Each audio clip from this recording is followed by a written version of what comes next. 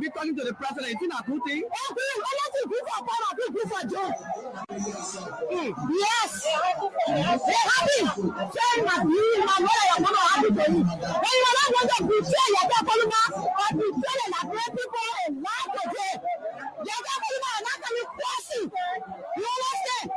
You are the general for them or your Polima. You go with your Polima, they can send up on the line. You go by Yaga? Yes, yes, yes. They don't just respect your Polima for them. We don't want to respect your Polima for them or not only. They see that they do something for them or your Polima. They don't forget for your Polima. Anything people power, people don't. Then you say, what are the way you not? Tell the country, they come up. You say, you're going to talk about what you're going to country. Now you're coming and walk on your family. People die after day. You said the president probably is the most around. No, I'm coming down. So I will shot you. You shot me, then forget for your Polima. I'm going to Polima, you're not talking. Then you forget for your Polima. Now I'm going to my day, they will send you for your Polima. Then you forget for your Polima. Anything I do for me, my people, the other person. Then you leave your Polima. Who the hell are they? Who are you? Our sister will go. Take your Polima from them. Now you know. They are not doing your Polima in our house. Okay. All right, we're coming to anything you want to say for now before we leave you. Thank you so much.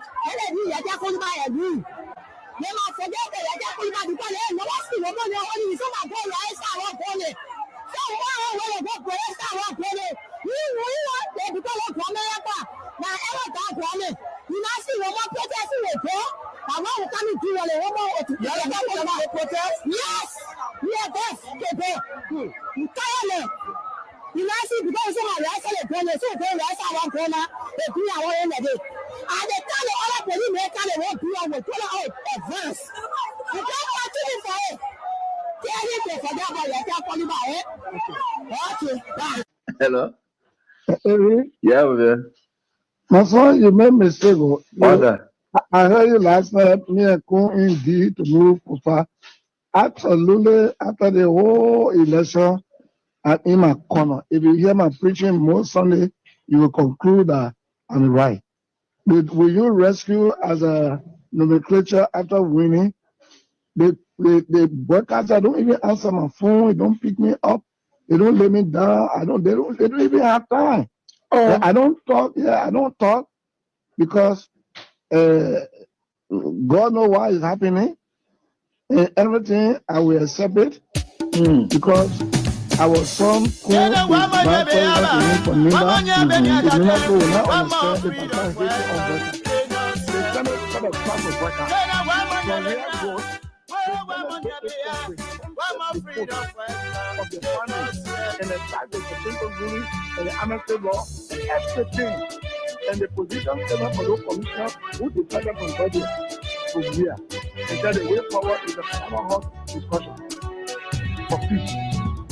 Then when brother come now, when they were coming, they said they were freedom fighters. When they were coming, they said they were liberators. But when they came, what kind of thing? When you want to go after people? They changed their mind. What kind of people? You know, the city control the what kind of people? So they went, what kind of way? Freedom fighter, you raping our women. They did a revolution. Freedom fighter, you killing our children. Freedom fighter, you destroying our country. Then something happened. Almost time to then the brother they didn't tell me they had it for me. Oh, then when I heard they were released 2 to I was being abandoned. But when I went to school, I don't know what is going on. You were here when we had sent paper, and you were here with our own direction, and we sent the report with all the documents. Legal documents. When they were coming, they said they were liberators. When they were coming, they said they were liberators. But when they came, when they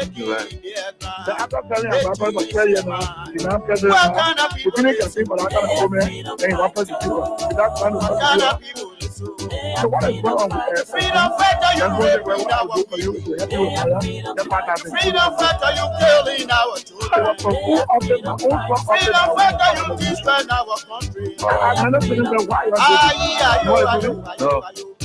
Resolution is not a law. So the resolution we agree. Bring it on. When Baga send a bill, they will not be part of it. I call you.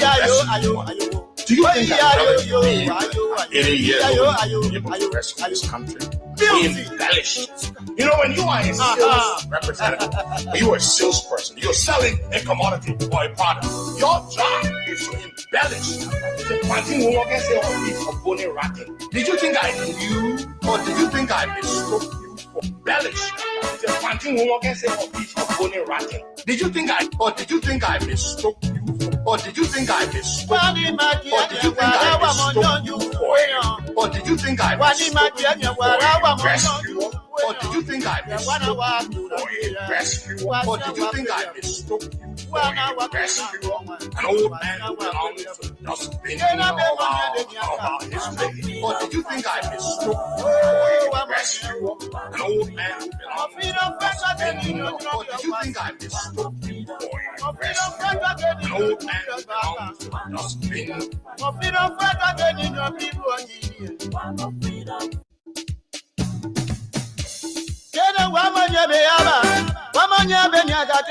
One more freedom fighter.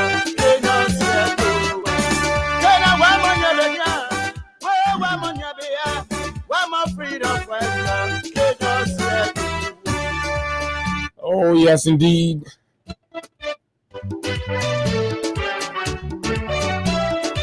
It is a great day.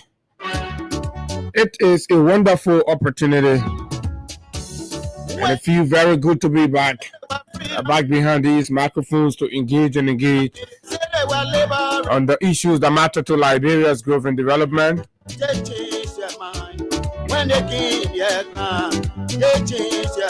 Oh la la, the freedom fighters that changed their mind. It's 2 years counting. Nothing to show. No contact. No experience. No network. The country is in tatter. Corruption is on the increase. Mysterious death continues. Bribery and compromises are the orders of the day. Payroll pardon.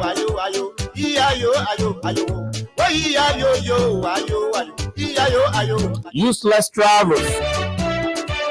Oh, that's all we've seen since the rescue mission took over our country. Hopes are disappearing. Dreams are fading. Families are crumbling. Parents are losing their voices. Children are becoming wayward. Girls are turning into commercial sex workers. Students are dropping from school.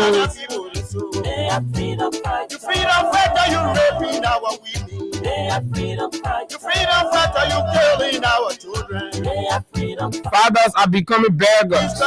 What kind of rescue is this?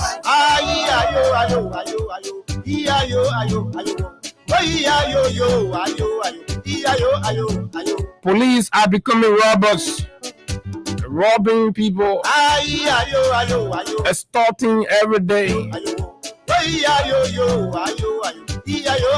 Oh yeah. What kind of rescue is this?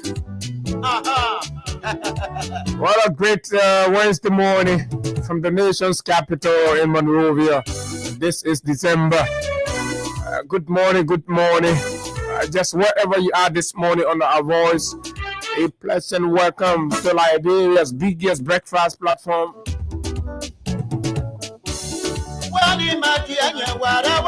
We are back to engage on the issues that matter to Liberia's growth and development.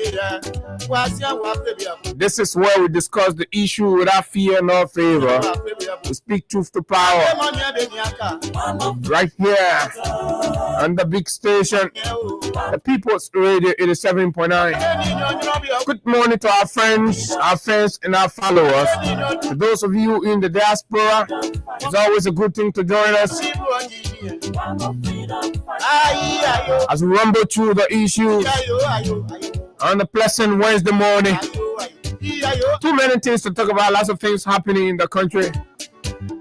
And what's the main news? The ANC has fired the Alternative National Congress. You know, for so long I've come here and we've said, look, the opposition is weak. So y'all can be thinking, say, these are our conversations can just come from the blue. Oh yes, when we do it, we see the action. We are getting there. Gradually, we will get there. These looters in power will know that this country belongs to no one man. It belongs to everybody. And yes, those of you in power are accountable to all of us that are paying our taxes. So you can go ahead and our rule, or we'll use our voices, we'll use our platform to mobilize the people sufficiently. That's what we will do, and we have continued to do it. Look at the country right now. Look at the environment. 2 years on, the government is helter-skelter. No here, no take. Senators and representatives are fighting over authority. Who is supposed to do what? Who is not supposed to do what? So this morning at 8:30, we talked to former lawmaker, former flow fighter, Akaras Moses Gray, to weigh in on his thought as it relates to the budget debate at the legislature, with Dillon performing all kinds of interpretations and backing. Where does the truth lies? Of course, what does the practice hold? The law and all of that right here. Akaras Moses Gray will join us at 8:30. But just before Akaras come in, right on the flip side at 8 o'clock, ANC Secretary General of the Alternative National Congress, Desmond Uje, will join us right here to look into the ANC statement. We will wake up the opposition. They will stand up, they will take action. When they were coming, they said, so we'll do part 2 of the CDC. When they were coming, they said they were liberators. But when they came, sampling for a viable and an adieu fighting CDC chairman. And next week we'll do part 2. No rest for Janga until he himself will resign. The tax is big for Janga. Janga is a weak man.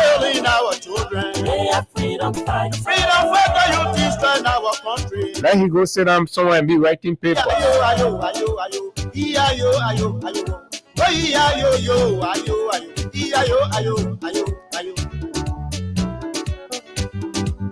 So we will allow the masses to select their own chairman and then project the chairman. Put Janga under immense pressure to resign. Oh yes. Oh, but you know the people can dictate. The people will dictate. Will use the platform every week. Put pressure on you. You will leave. Then you go sit down where the people fail on their own merit. Freedom 87.9. My name is Abu Sharif, and of course, at 9 o'clock, we'll look at some other critical issues. There are a lot of whisper within Monrovia. Murmurs, grumblings, discontentment, as people are beginning to wonder what is the value of the experience that the president brought to bear. The network, the contact and connection. What is the value?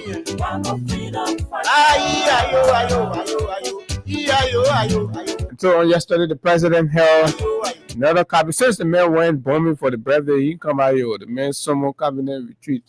to Bomi County, and they went there and discussed social tautology, nonsense, bunch of nonsense. Do you know how many cabinet? Imagine the budget that's being discussed, what the lawmaker then fighting over who's supposed to hold public hearing for that the budget the cabinet approved yesterday. The government is working backward. Well, what kind of government is in the reverse? So when you think they are going in front, then what about they are going behind? So what is going on? These are the educated people in power, folks. Where did we go wrong? My name is Abu Sharif, and of course, it's always a good thing to be here. Good morning to all of our friends, our followers, the KK riders, and all that. So we have 10 minutes to 8 o'clock. So what I want to do here is I'm getting a lot of complaints from the traffic with this LTM. Remember, as far as my memory can serve me right, the legislature placed some sort of stay order on the LTM operation subject to investigation and what have you.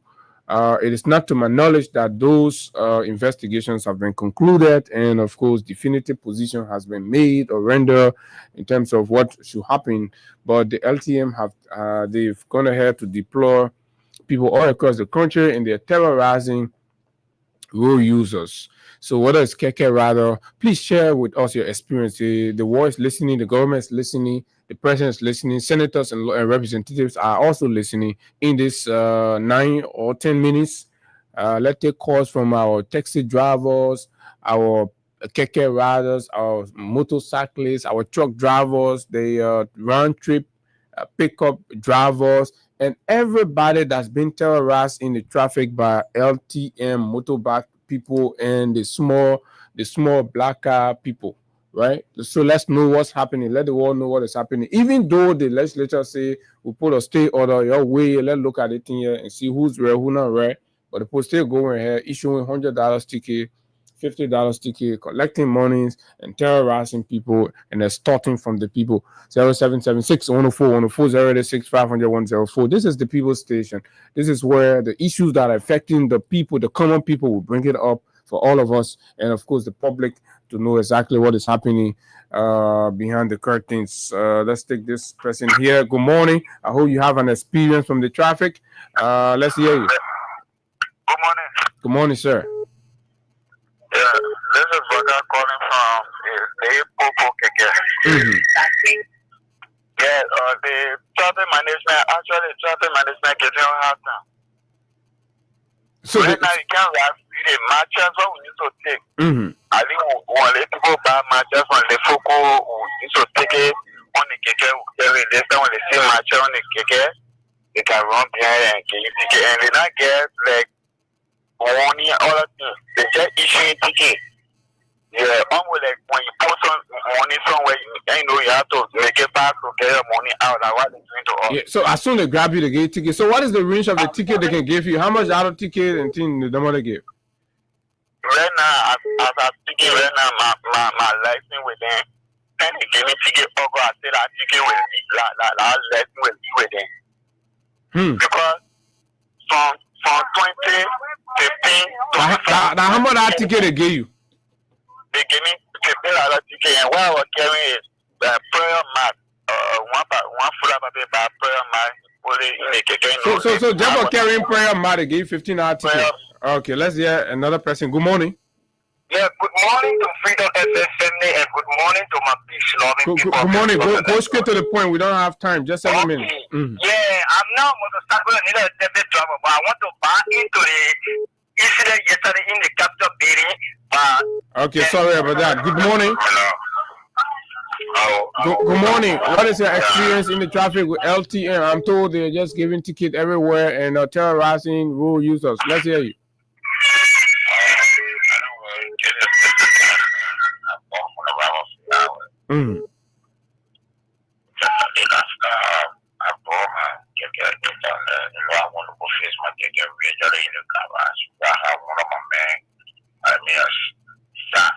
And the man face my back. On my way coming back, all my documents, when the man arrives at me, I decide to show my document. I show everything. But the man is looking for my ticket.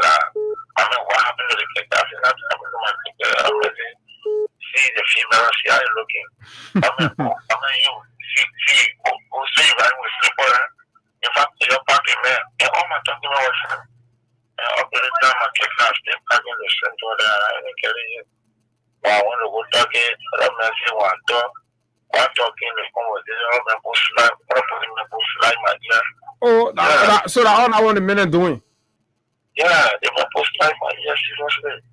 They post slide, man. I don't know what to comment with you. Wow, this is concerning. Good morning. You have to move away from your monitor. Go ahead, you're live. Let's hear you. What's your name? Yeah, I'm going to see my calling for the Okay. You're Keke Rada. Yeah, Okay, so how is the traffic? I'm told the police are giving you tough time. yeah, the police very giving on here in the country to give here. Then I have been giving him better to give it there when I say the court, the same when I enter him better, but the place is still more there and we don't pass on your head. Every time it's talking here, I can't get my partner and they can get it to the Oh. So the higher used to be before? The higher used to be before? No, I'm asking the way they're giving ticket now. As soon as you turn around the gate ticket, the higher used to be before. It has always been like that, or just started. No, it never used to be like that. It never used to be like that. So the rescue government brought the other one. The rescue government and they just see and they can come up police to give you and only one day will get tired with it. I think so now will take all into our head.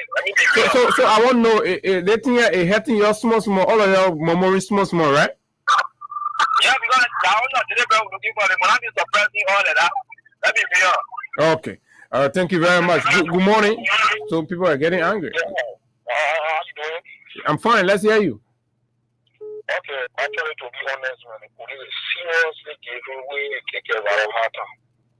Wow. Imagine. They will tell you say don't park here, but they will not tell you where to park. Imagine that for example, the selector should not we should use the one with the park water, so we reach me time from there to speed there. They will tell you don't park here, but they will not tell you where to park. Tell the place to go park, the police will issue you ticket. They could have just go down and give me $50 ticket. Imagine before by then. $50 ticket to Keke? $50 US ticket. And what was your offense? According to the NTM Radar, he said it's actually also what he claimed, he said atmosphere. Imagine so I told you, I said, okay, if you should pass here, what we should find in the case, just tell what we should pass. I don't know if it was there. The police will tell you, they will be ready, the police will say, don't park here. You will not see any indication that you should park here. And if you know, losing their promotion, we just also park. You see, we are facing serious problem. On a daily basis, we are facing serious problem. We don't know whether the other change that come that will help or a negative change or a positive change. We don't actually know. So what do you think? Is the change helping you or is harming you? It change is seriously harming us with the commercial rather, to be fair. Imagine this morning, look at this morning, we normally wake up soon, they start to go to the hospital. The police will not be clear on the road for the criminals, but only Okay, thank you very much. The police can be as early on the road for Keke Riders and other road users. Good morning. Oh my God, this caller went off. Let's take 3 more calls. Good morning. Good morning. Well, we still have 2 minutes. We can take. Go ahead. My name is Festus Plummer. But the cameraman not calling the truck driver there. I'm told they two got issue. But Festus, let's hear you. Yeah, I want to commend the traffic management team. Okay. You know, many days we will complain because we don't want to do the right thing. So who are you a Keke Rider too or some sort of road user? I'm a road user. What do you do? Do you have your own private car? I have a commercial car. A taxi or bus? Taxi. Okay, so what are you commending the LTM for? I'm commending them because of the right thing. They know what they are doing. They are doing the right thing. So what is the definition? Hey, 1 minute. What is your definition of the right thing?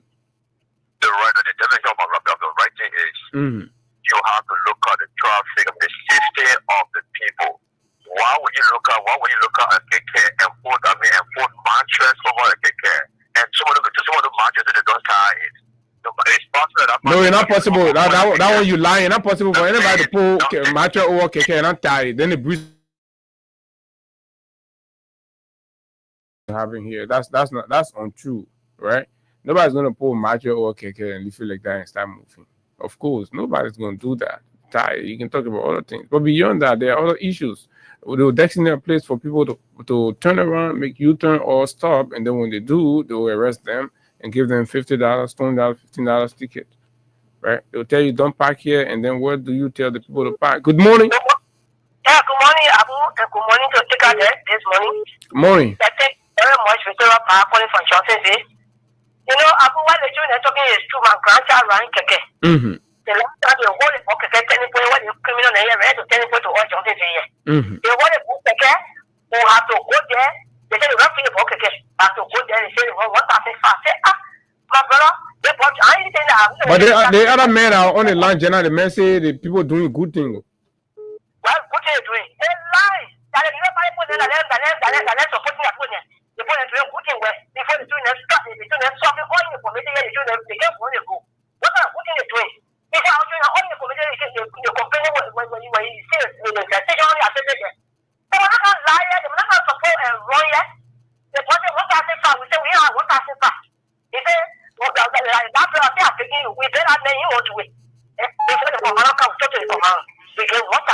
okay. All right. Thank you very much. I have to hold you there. Let me take Jura. Good morning, Chief. Good morning, Abu. Morning, sir. You know, my disappointment is this. The House of Representatives, almost 2 months ago, summoned the leadership of Liberal Traffic Management. They couldn't really say anything reasonable in the minds of the lawmakers. So they decided to put hold onto the activities until the House and the executive branch can sit and come with a release. That still order stay in place. The LNP, that's the Minister of Justice, because LNP reports to MOJ. Minister of Justice, being a lawyer, knows what they call when the parliament pushes hard to end activities. Yet, they have ignored, disrupted, disrespected that state order, and they have issued the order to LNT, to Liberal Traffic Management, to do what they're doing. Is this a system we are running this country? You are suffering the ordinary people. Things are tough. Motor World Rider, you're giving them $15 ticket. Look at the man who just says $50 ticket. $50 ticket. You give it to a keke rider. It's about 10,000 LD. How much do they get per day? It's unreasonable. Then the House of Representatives, the Capitol building knows that they are supposed to order on it. The executive has disrespected them. What are they doing? These are the people that can vote for them. Yeah, these are the questions. But it seems others are justifying it. Others are justifying it. Say, Abu, I know one thing about life. If you take a mother, God forbid, somebody will say you're right. But if it just look at how you will say they can put mattress. I go purchase a mattress to the folk or anywhere. Take them from my agent. Mattress are working. They say they put mattress on the motor, but on the keke, they can't die. How possible can it be? If they get around that, because his goose will fly. Okay. One problem is the disrespect from the executive to the House of Representatives, the House of Senate. There's a problem. We can't live in a country like that. There should be rule of law. There should be understanding between princes and government. If they decide to disrespect, that's wrong. Thank you. So the people are suffering, and these are the photos. Thank you, Mr. Sano. And of course, this is it. So we'll hold it right there. Fun time to talk more and more about that. But yes, that's a very valid point, especially what kind of government we're running when the lawmakers will say we are placing a stay order on this process to ensure that we are able to exhaust all of the processes before, proceeding. And we have to have a sit down with the executive while the state order is in force. The guys are going ahead. So who is ordering them outside of the legislative, the conclusion of the legislative investigation into the legitimacy of LTM's operation? Who is doing that? Who is doing that? So, like I told you earlier, the ANC issued a statement on yesterday, right? Let me see it. We have it right here, and then let me read it for you. And then when we come back, we will talk to. I'm getting some photos from this place. I'm getting some photos from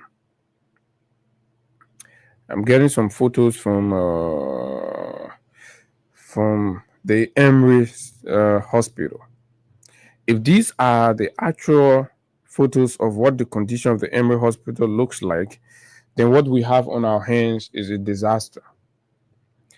When leaders start to personalize governance and leadership and take their personal feelings up with national assets, then it becomes a problem. The Emory Hospital is a national asset. You can't be angry at that because you hate George Weah so much, and George Weah achieved the Emory Hospital, so you will not pay attention, you will not fund the hospital, you will not support the hospital, you will not maintain the hospital. When you lack the capacity to even attract a clinic to Liberia, a clinic, you have not been able to do, even a neighborhood clinic, you've not been able to achieve that, right? We are in serious mess. Whoever, all of those that contributed to bringing this old man here, they've already put us into real mess, disaster, and the disaster is everywhere. But look, let me tell you this thing: if Baka is not careful, Baka will be chased. The very people will run behind Baka in this town. Okay, you're watching. See, make fun out of the Liberian people. You only see nothing yet. You only see nothing yet, right? You'll be making fun out of the people, right? You'll be making fun out of the people. You have a Senate. You have a government. You wrote something.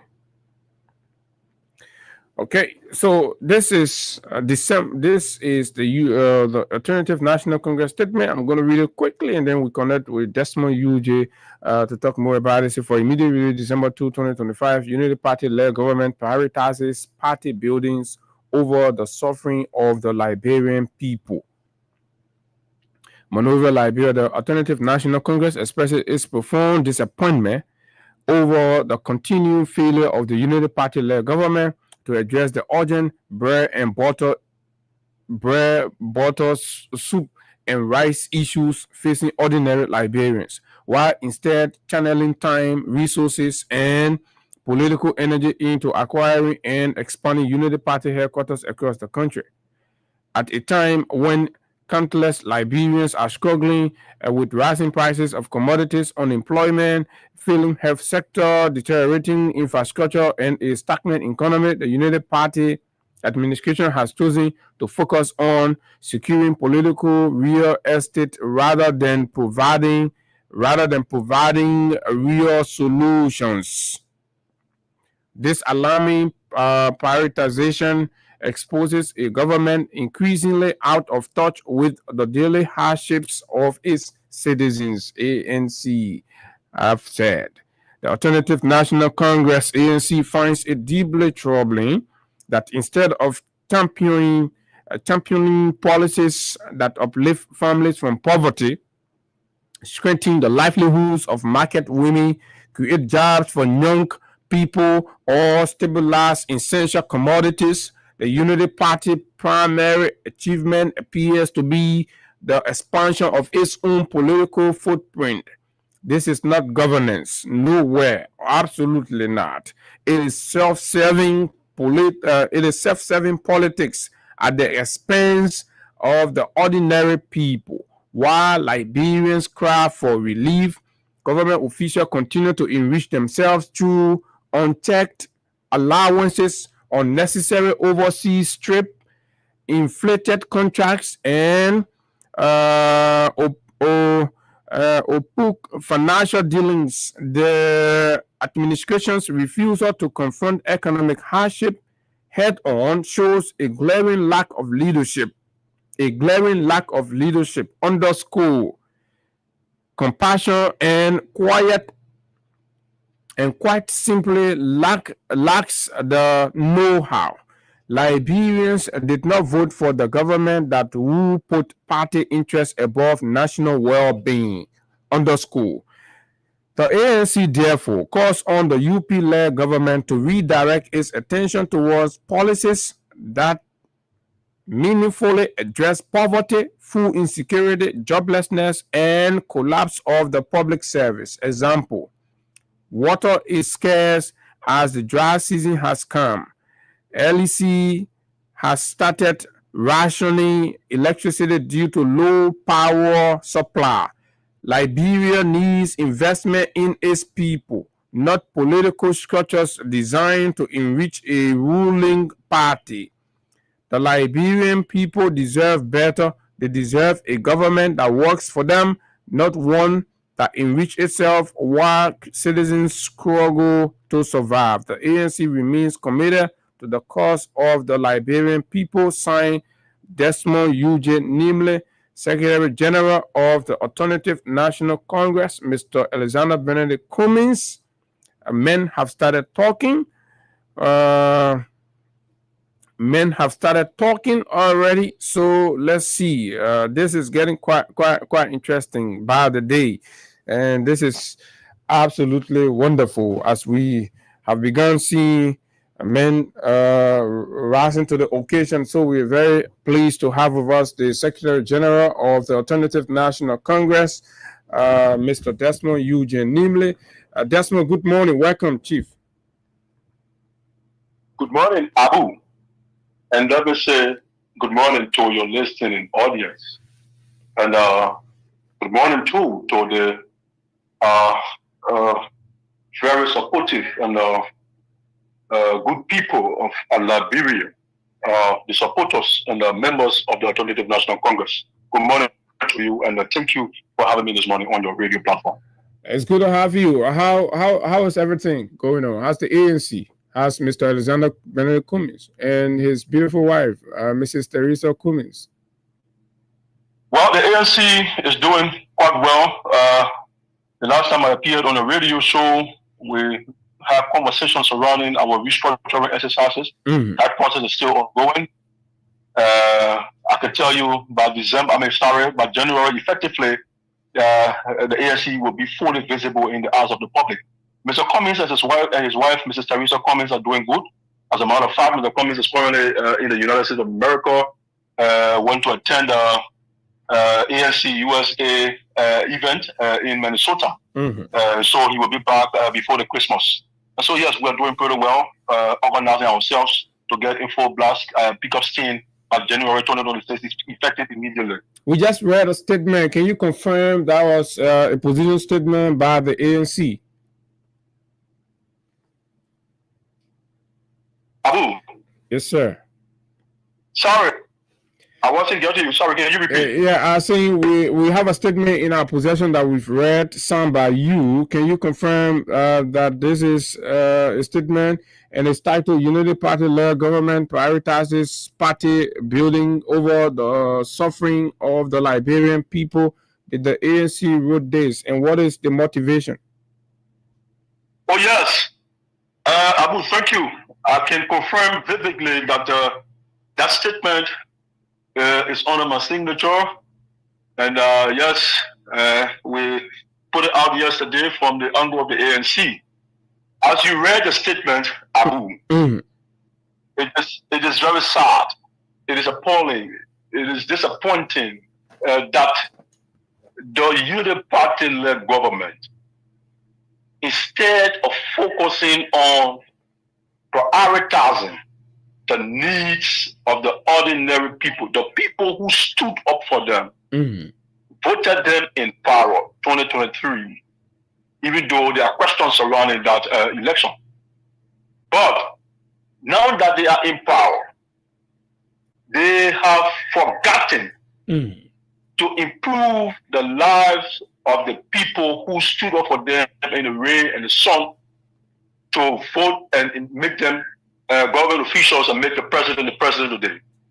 It is very unfortunate that they are paying attention to building party headquarters across the country with the resources of our country, instead of instead of focusing on addressing job creation, instead of focusing on reducing poverty, instead of focusing on building new roads, instead of focusing on infrastructural development in our country, the Unity Party has disappointingly embarked on building party headquarters across the country in the name of solidifying their base. That is very unfortunate. That is devilish.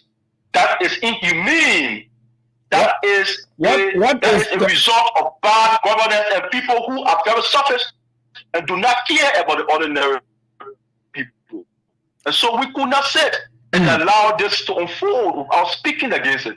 And so it is predicated upon that. That statement was written yesterday, and we're going to keep pushing it to ensure our people are aware that the Unity Party government is not in their interest.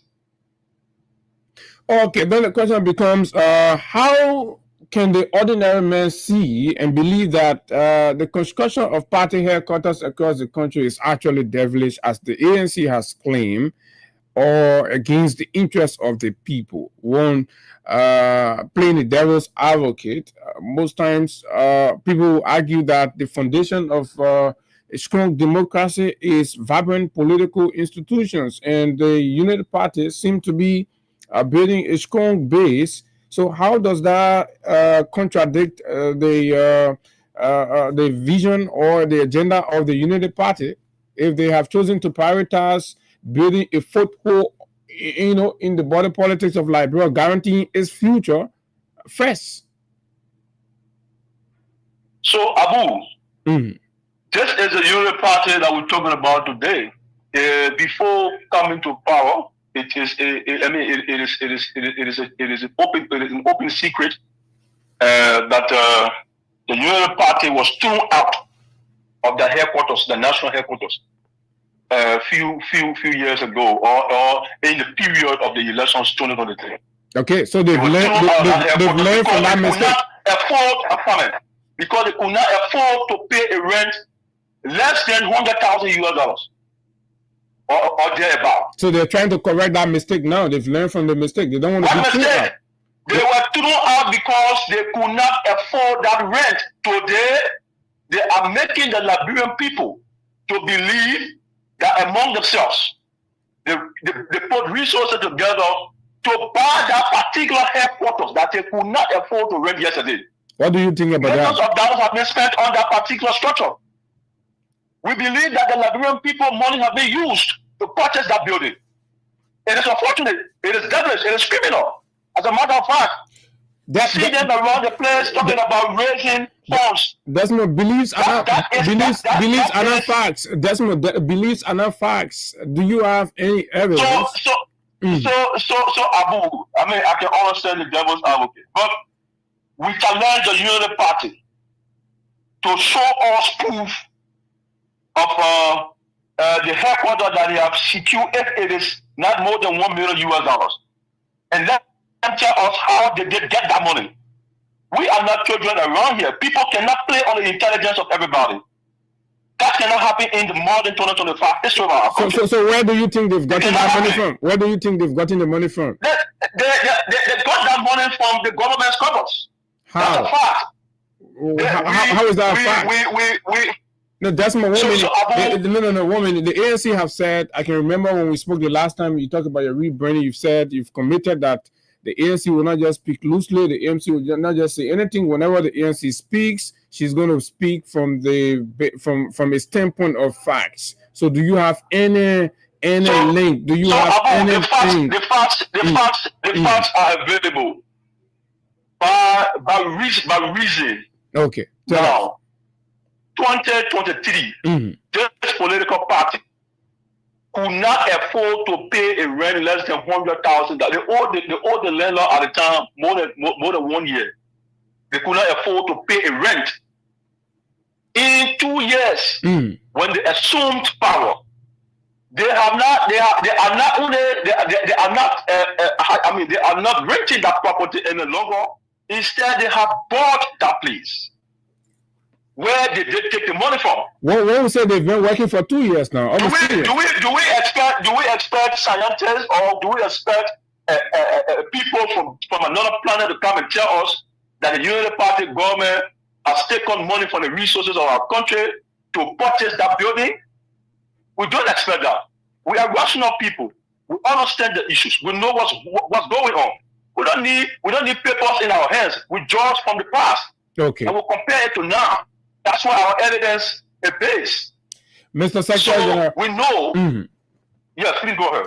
Mr. Secretary General, fair enough. Some of these comments as contained, they are very passionate and they are very people-centered. But then the question becomes, if the ANC is this convinced that the Unity Party have got no records of raising such a money in no time to purchase such a gargantuan party headquarters in less than 2 years, then the question becomes, what will the ANC do, knowing that the proceeds that's being used to buy that property was taken from the Liberian money, Liberian people money? What are you going to do? What are you contemplating to ensure? Because no government is supposed to rob the people in the open. So as a major political opposition in the country, what actions are you going to take beyond issuing press statements?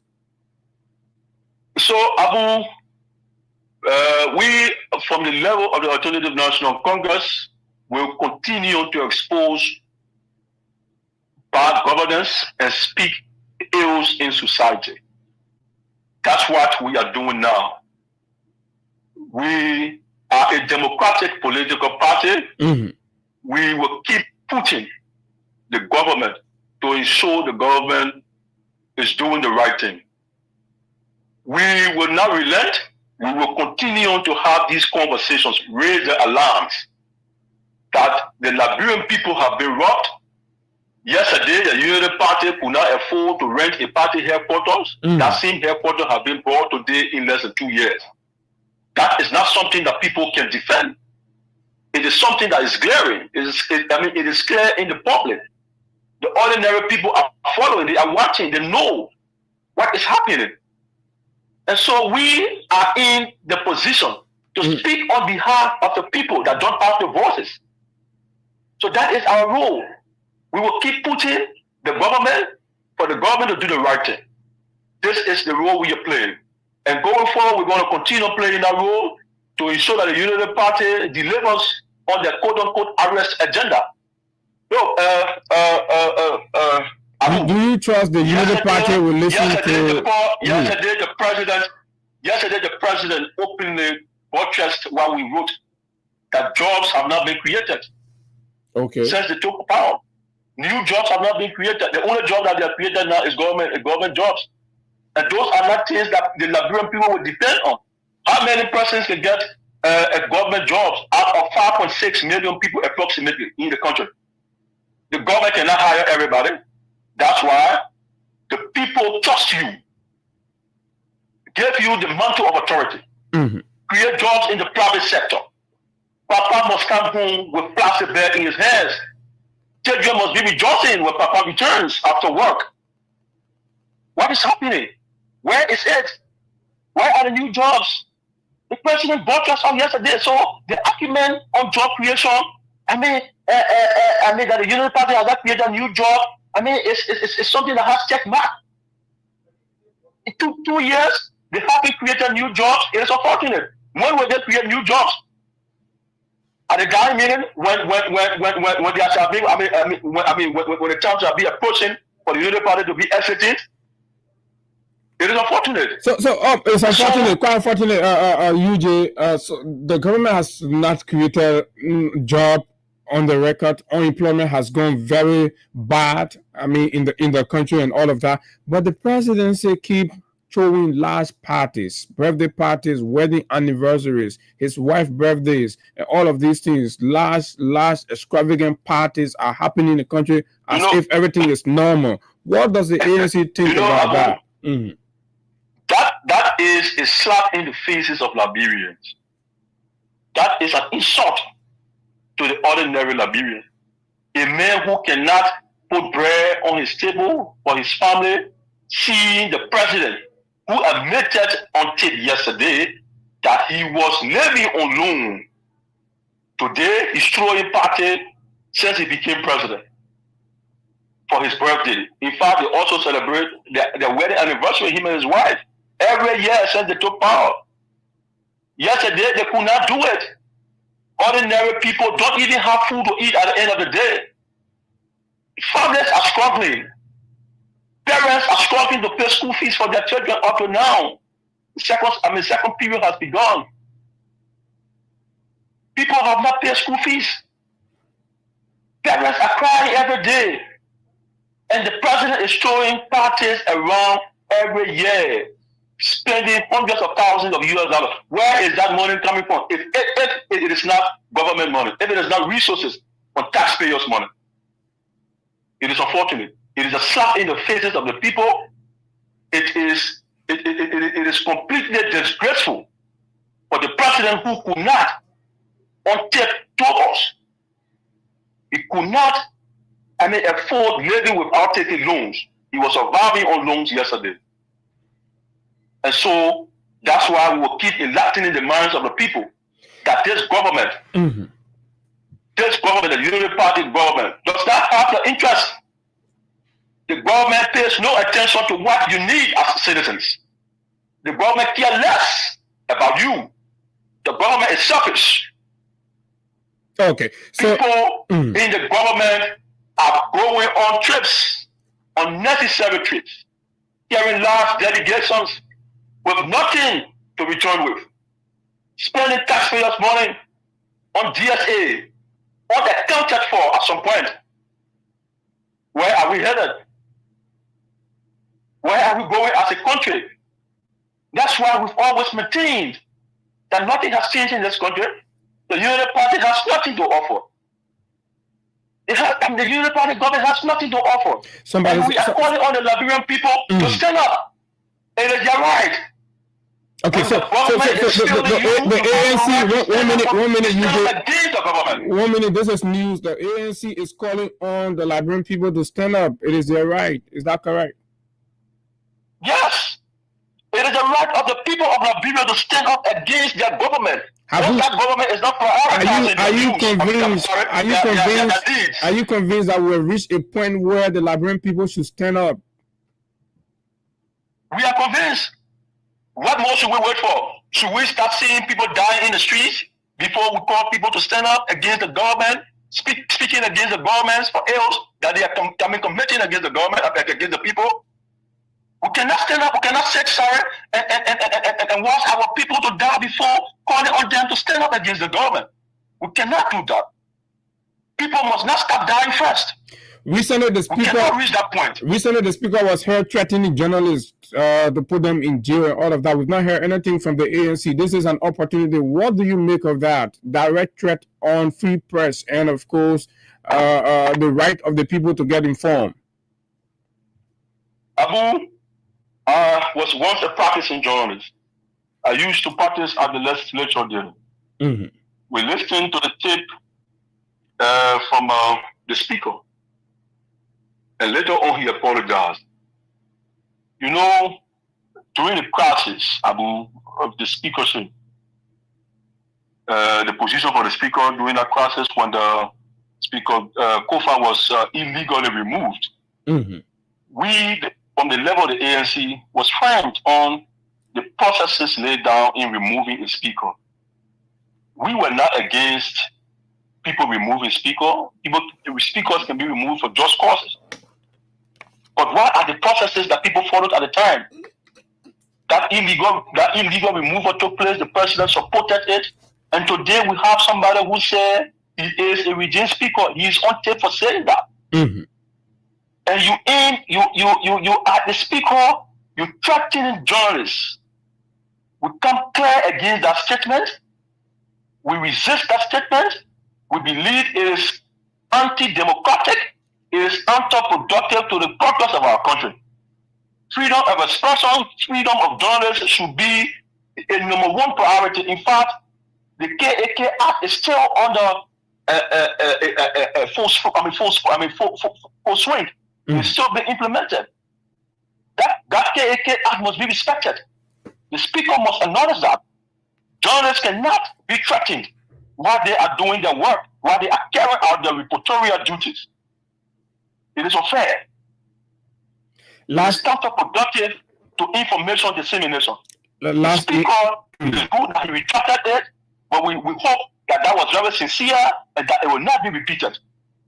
Okay, so lastly, Mr. Nimle, and then I'll take leave of you right here on the show. Is the ANC open, owing to everything that's happening in the country, the flagrant violation of our laws, and of course, the mass looting of the state, corruptions, and all of those things, those vices that are counterproductive and anti-democratic? Is the ANC feeling the urgency for and prepared to join in a consolidated, vibrant, forceful opposition collaboration to confront the menace on our hands in Liberia today? Okay, thank you, Abu. I have said on other platforms, and I will say this on this particular platform. This is a view of the ANC, though. Take it. The ANC is open to collaboration, but not an early one. Yes, we can collaborate on issues with other opposition political parties in the country, issues arising in the country. At this very early stage, we can collaborate to speak against the ills in society. Is it too early when Liberians are dying and crying for hunger? For now, the ANC, Abu, is rebranding, is restructuring. That is where our energy is for now. Okay.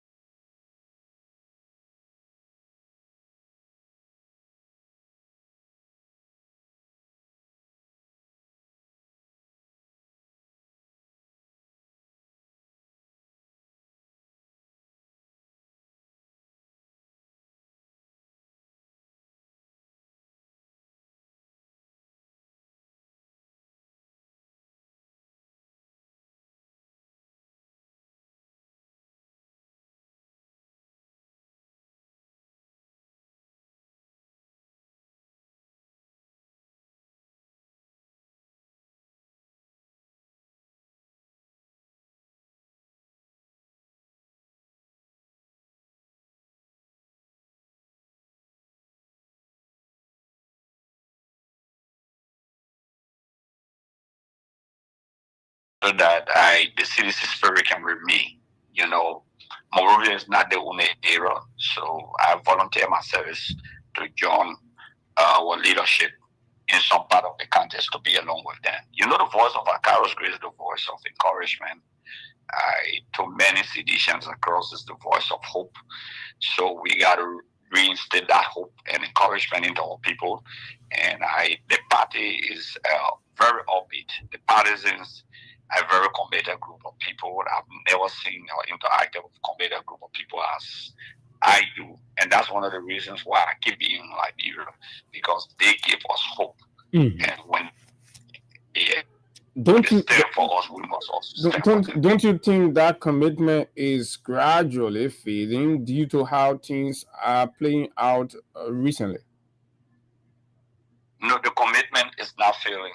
What is happening is that I know partisans are yearning for a national convention restructuring of the party. They are committed to the party, but I know that they have some concerns about leadership issue. So that's the issue right there. They have some concerns about. But in terms of commitment to the party, they are unbending and they are unwavering. They have nowhere to go like me, and they have one place to remain, and that is the CDC. So there are more people invited besides partisans. We have other people who are disenchanted unity partisans who are affiliating with us. We have other people who believe that the CDC is the way out for 2029, and we are the biggest force. So no need of wasting our time is to rally around the CDC to make this government not just a one-time government, but to defeat them in the first round of election with over 50% of the vote. You know, once you get over 50% of the vote, there will be no need for a runoff. So we don't want to waste money, the Liberian people money in the runoff election. We want to defeat the Unity Party in the first round election, a party that is just concerned about building headquarters and not about the poverty of the society, the hardship in the country. And it's a flagrant disrespect for their partisans, for the Liberian people, where they will put all of this energy and strength into construction of party headquarters instead of economically redeeming the country. Even though the CMC of Musa Ability continues to position itself very actively as an alternative, since the CDC don't seems to be very much proactive. Only a few people talking, and the CDC seems to be in the minds of others a little complacent, and people are considering. Are you not troubled? I'm not troubled at all. I'm concerned. When you say trouble is a stronger vocabulary, I'm concerned like the ordinary partisans. But one assurance that I can give to them is that the party will be restructured, the party will go to convention. I can assure them that. But like I said, Abu, the CMC will not be castigated. The opposition will not be castigated by me. Nobody will get that out of me. In fact, I want them to work more so that if we put the forces together, we can give the Unity Party a political bloody nose in the first round election. That's what we need to do, and that's what we must do. Because look at the country. That means you are envisioning a collaboration with the CMC. With any political party in the opposition, I think we should collaborate with them, and not just in the opposition. Even people in the current ruling establishment who are disgruntled and who want to come over to the CDC, we should open up to them and encourage them. That should be part of the restructuring process through a national convention to lead the party into 2029. Well, sir, Chief, basically this morning we call you to tap on your legislative experience as we are witnessing what many would term as embarrassing, seeing the House of Senate and Rep going a loggerhead on matters of the budget and budget hearing debates and all of that.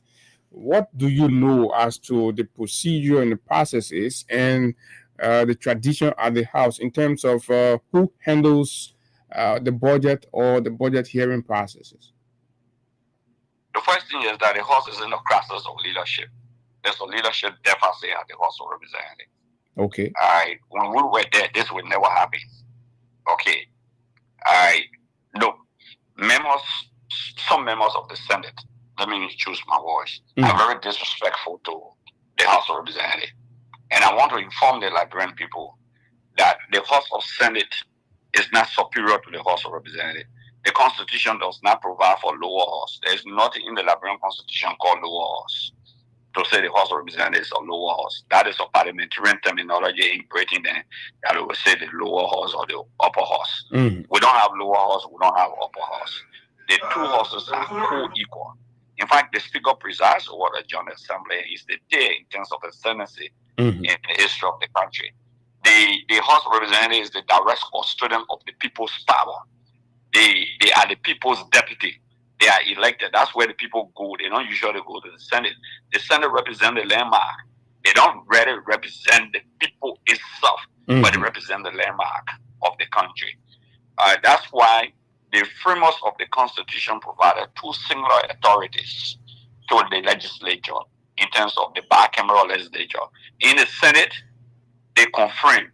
The House has nothing to do with confirmation hearing of people who are nominated by the president.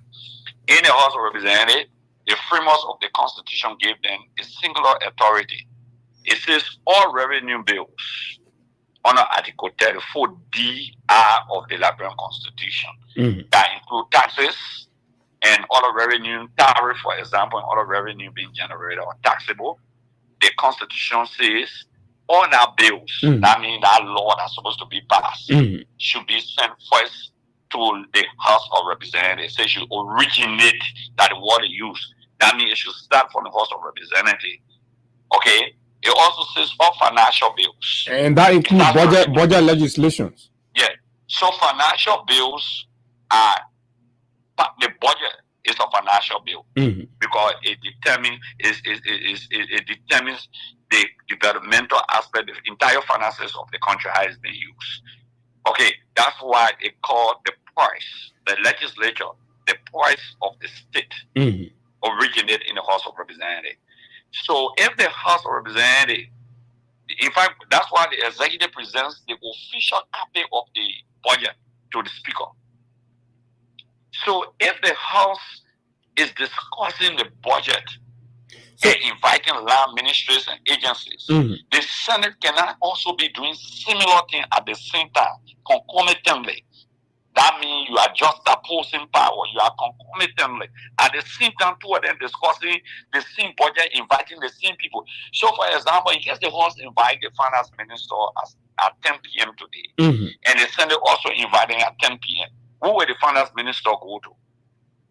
So the framework of the Constitution... Can it be one after another when the House call the finance minister? No, that's where when we were there, we developed a mechanism. And you know what kind of mechanism we developed? No. We developed a mechanism by 2021 that, okay, Senate House get a budget committee and the Senate get a budget committee to collaborate, to coordinate with them. The House Budget Committee will invite the Senate Budget Committee and the House Budget Committee will preside over that hearing. Then we discuss the budget together. So that when we discuss the budget, when we pass the budget in the House of Representatives, we'll send it to the Senate. They will already know what we discuss. It will be easy for them to pass on it. So we developed that collaborative measures, but we did not give our authority to them. Okay, so to have a joint budget committee, right? Yeah, we call it, explain it to the ordinary people, you know, but the real word is a joint budget committee. So a joint committee. So when we're having that conversation, it's the House that will preside over it. But it's not forced for us to invite them. It's not forced for the House to invite them. The House can discuss the budget and pass the budget. Okay. That's why this is a sticky point. Before you go to Article 34D, this is a sticky point. And in a response to that, Montserrat County Senator Dillon argued that while the Constitution requires budget legislation to originate in the House of Representatives, it does not grant the House exclusive authority over the review and appropriation process. No, let me say this to you. Even with that on Article 34D(R), go read it. You need to read it to the public. It says that the budget should originate in the House, right? It says when the House passes on it, the Senate may. It says the budget shall, in law, when it says shall, it means a must, shall originate in the House of Representatives. And it goes on to say the Senate may propose or concur with amendments. They say the Senate may propose, they can make some proposals, or they can concur. You see the framework of the Constitution, they use two words. They say the Senate may propose. Okay, let me read 34DR. All revenue bills. You will read it. Hold on 1 minute, quick. I beg you. It says the Senate may propose. So who they proposing to the House, right? They may propose or concur with amendment. So the Senate does not have to concur. Read the Constitution. They can propose. No, but the question is, does the Constitution give the House exclusive appropriation authority over the budget? Let me say this to you. If you use the word may, okay? If you use the word may, it means it's not a must in the law. It says you may do this, you may move. That means you can do it or you cannot do it. They get you right. They say sure. Okay, now, so what has been the practice? What has been the practice? Excuse me. Let me come back. Assuming that the argument by the senator is that the House does not have exclusive authority over the budget.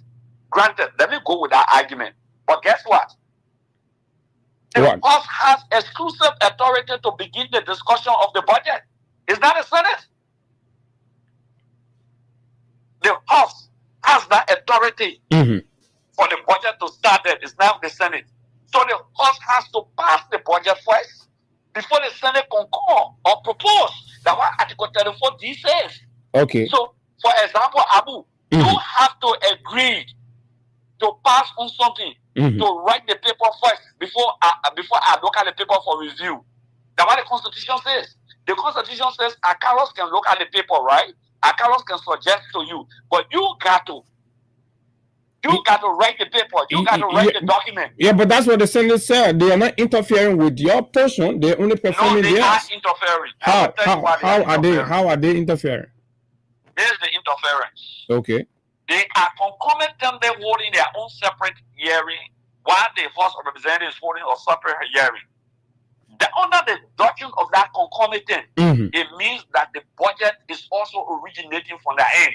Because they are discussing the budget, they are inviting land ministries and agencies, they are inviting ministers of government, so they cannot do that. It comes in conflict with the people who should originate on the budget. It comes in conflict. Because the Constitution says they may concur, right? What are you concurring with? You are concurring with what comes from the House. Now, the Constitutional Article 34D is very open. It's listening very well, Abu, and that the public listening. Only revenue bills and financial bills can originate in the House. Correct. So any other law, for example, if Okay, 1 minute. And I like, no, you have to stop this. bill that is not a financial bill or revenue bill. Honorable Gray, anybody can discuss it. Honorable Gray, I like that. You said all revenue bills, whether subsidies, charges, imports, duties, or taxes, and other financial bills shall originate in the House of Representatives fair. But the Senate may propose or concur. So that is the point. But the Senate, so whatever the Senate is doing will be a proposal that will send to the House. How about that? What are they proposing on? What are they concurring on? The outcome of their hearing. The outcome of their hearing will be what they propose. Listen now, the proposal that the Senate making or the concurring. To concur, it means that there's a document sent to you. I agree. But on the other side, you can propose something. So you could propose or you concur. No, listen. And that document or concurrent comes from the House. It doesn't come from the Senate. Correct. So,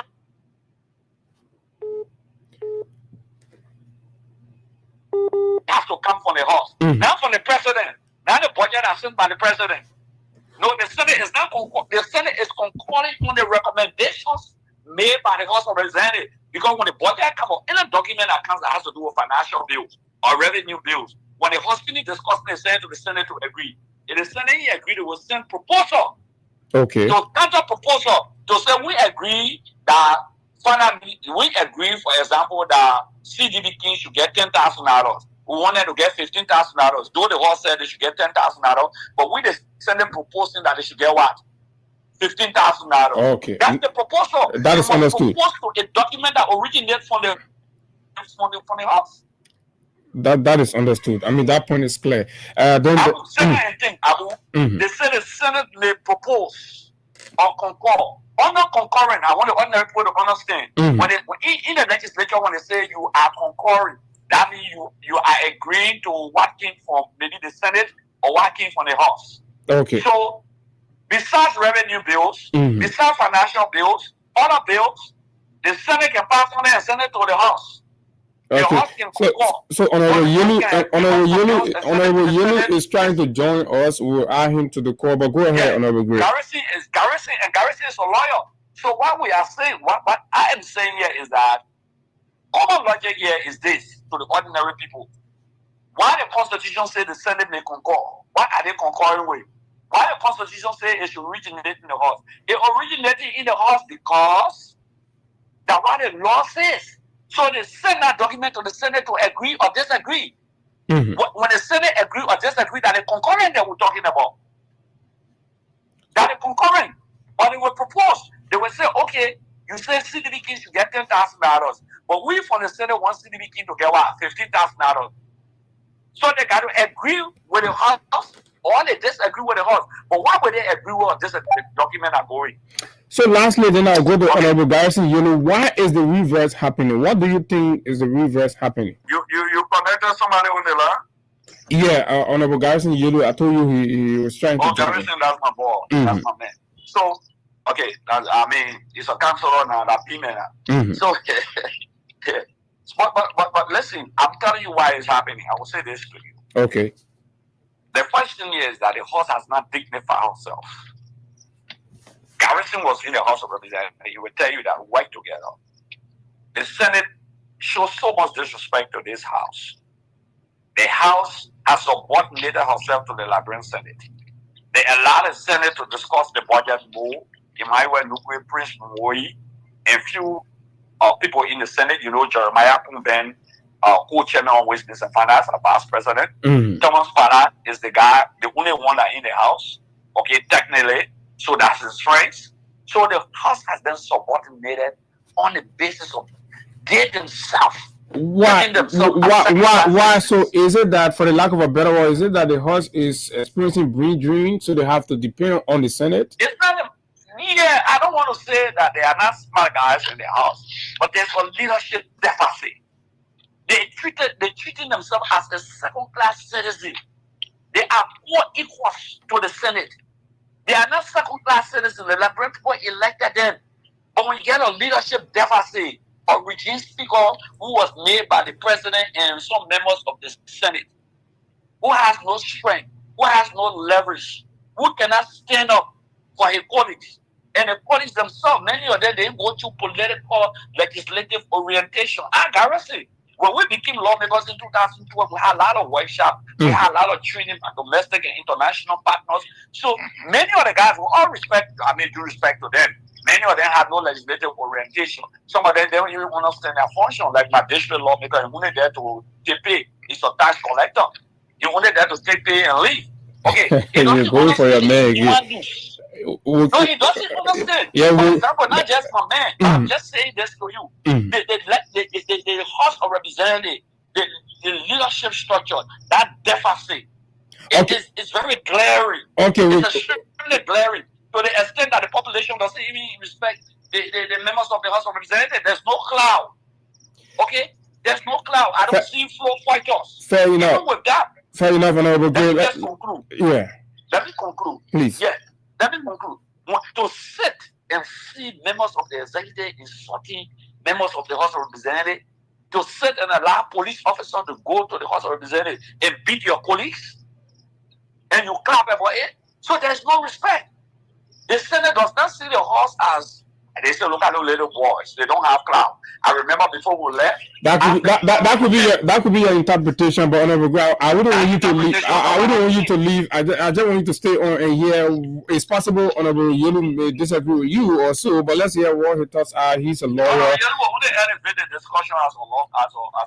Honorable Garrison Yelu, welcome to the show. I believe you have a view. Let's hear you. Yeah, thank you, Abu. It's always good to be here. And Like you said, I'm not disagreeing with my colleague. Honorable Gray is a very brilliant and eloquent lawmaker, very experienced, and he's one of the best brains that Liberia can boast of, because I know what he stood for when we were in the legislature. Mm-hmm. And at times we used to crack on it, we will have a bitter argument. And he said, I'll take the phone from you. I don't think you can be doing research. No, we just joking about it. But he's a very eloquent and brilliant guy. He's now a lawyer, but see how he articulated the matter this morning. Just to see he had been to the Louis Aberdeen School of Law. He had practiced for several years.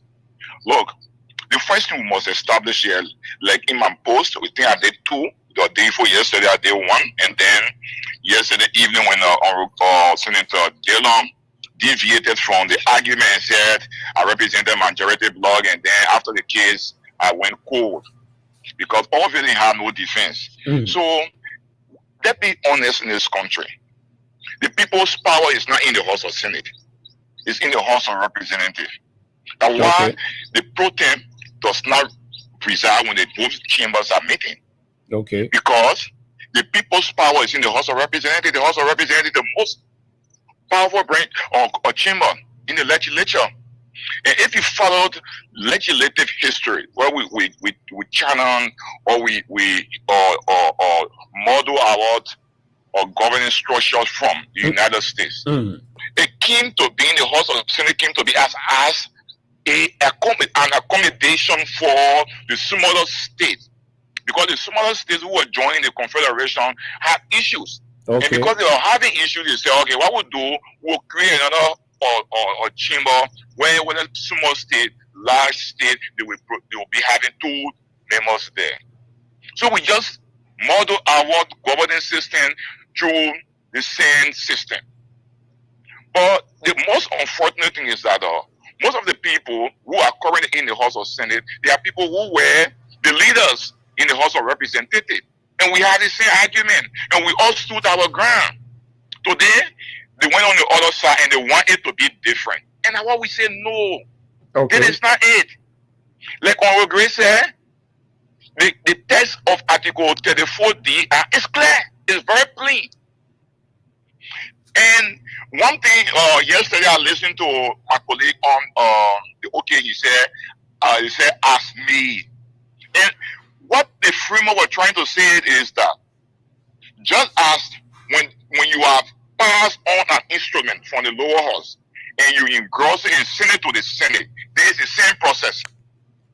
And the point the Senate and some senators are holding on to is that the law does not grant the House exclusive authority over the review and appropriation process of the budget. That's the point they are holding on. Then they say they are sidestepping, because the very Constitution did not equally give them that authority. And the 2 things the Constitution they might do. It says they either propose or concur. So there is no inherent authority given them to review.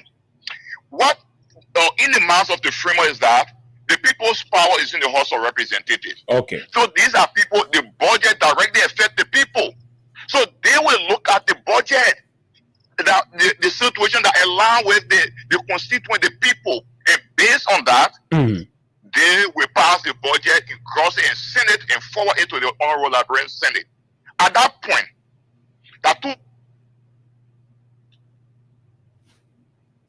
okay, there is a low glitch in the.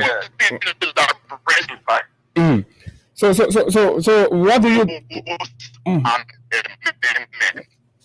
Honorable Yellow, with these being the facts as you as.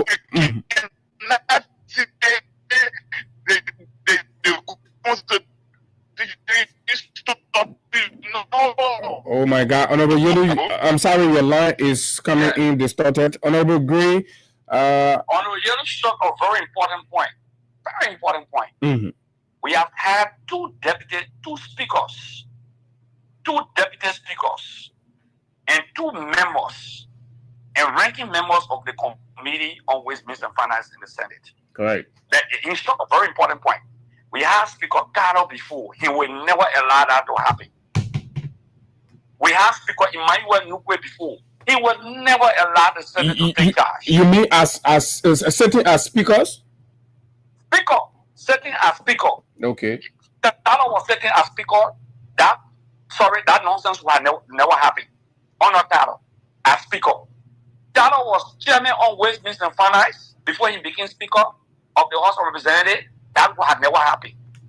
Emmanuel Ndukwe was chairman on Ways, Means and Finance. He would have never allowed the Senate to take possession of that budget. And he became speaker. He would never allow that.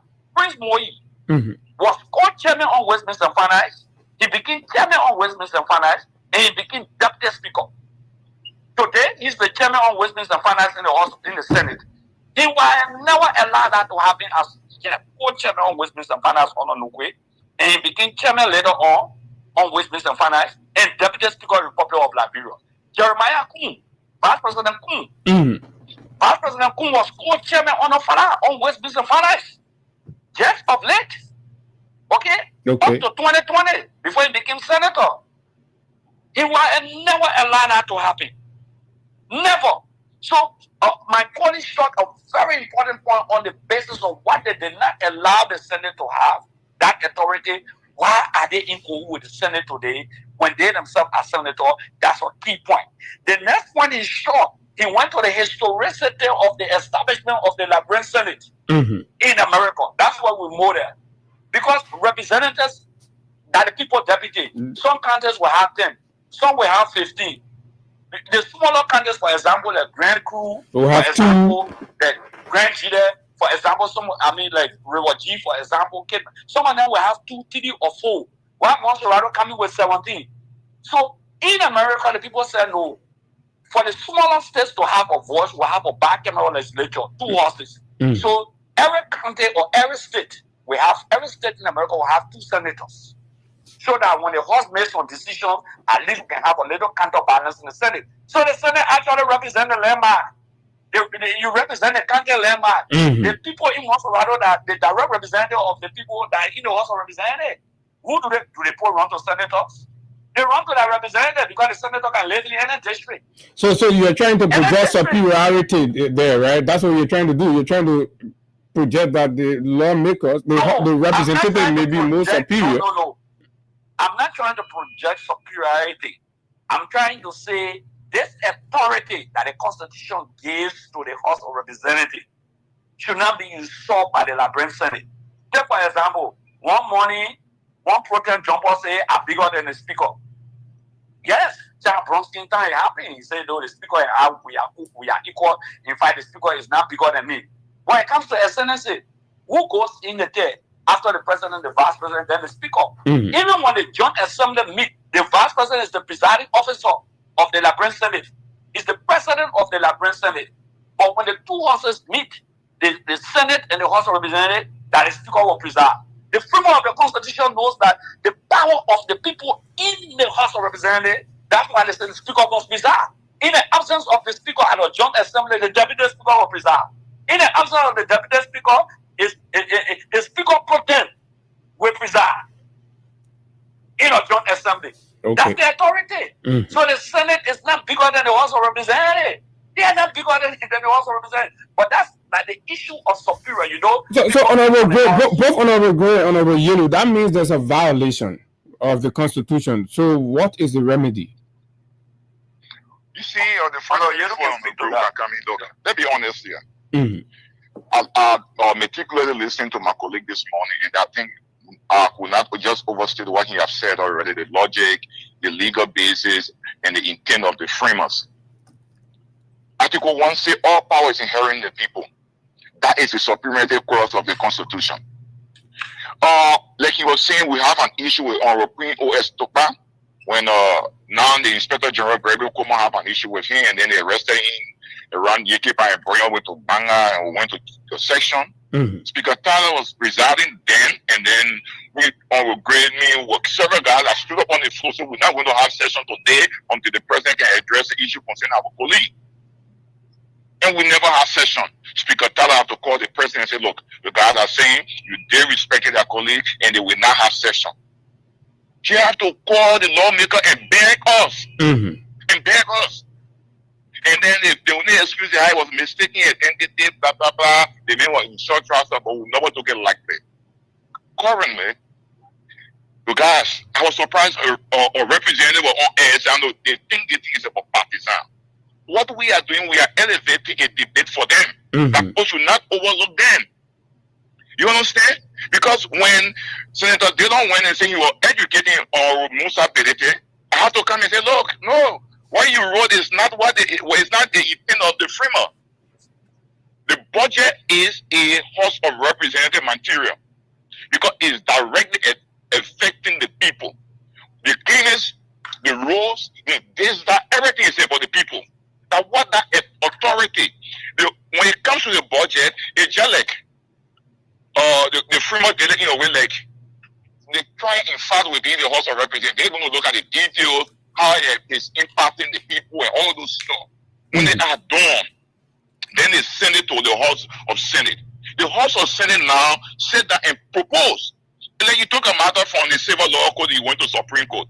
Supreme Court say no, yeah, the judge was not done this. I think he should have done it anyway, so you go back. And you understand? They have to propose. So who are they proposing to? Okay, what are you concurring with? Technically, there is nothing before the Honorable Liberian Senate because the House of Representatives have not completed their work. They have not forwarded it to them. So what are they hearing on? So that's the concern because the budget year starts in January and all of this rigmarole is going on and the Senate is insisting that it is within her purview to do this. So my question is, when these errors and fundamental mistakes are being made, what does the law say about correcting it? Are we going to go back because the executive seems to be dealing business with the Senate? Yeah, at times, mind you, most of the people in the executive, they are appointed and confirmation, they have to go to the Senate. So that exclusive authority is there. So at times, people have to test the law and go to the Supreme Court, like we did in the House of Representatives when the issue of quorum, and then people say, well, the quorum today constitute the quorum for another 3 months. And when the justice in chamber said no, Justice Wolocott said no. The framework intent is that every day you go, you will do roll call to establish quorum. So one quorum cannot be simultaneously or quorum for 90 days. So we have to revert back to the process. At times, look, in the great United States, one congressman will get up and go to the Supreme Court and say, look, we challenge this. We need explanation. We need interpretation. But if you sit down and allow our own guys who were in the lower house and would never, okay, the Honorable Grace said, imagine when Senator Nunkwe was the chairman on Ways and Means. Imagine he's sitting there for a senator to come and preside over the budget. I was a member of the budget committee that was never happy on the Honorable or Nunkwe Wash. But it is happening now. So, it's happening now. Yeah, because the guys in the lower house are not standing up to tell the poor day is 8. And then why are they not standing up? The Constitution, they have the authority. Why are they not standing up? Are they compromising their own constitutional authority?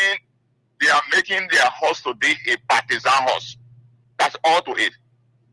So legislatively, they are not focusing on the key issue about their authority. What they are doing is that who is raising the issue? The opposition lawmaker is raising the issue. So all of those guys in leadership, most of them, we see, you know what happened? When we agree to ATM, we're giving the opposition power. We're making it powerful. So we'll not agree to it.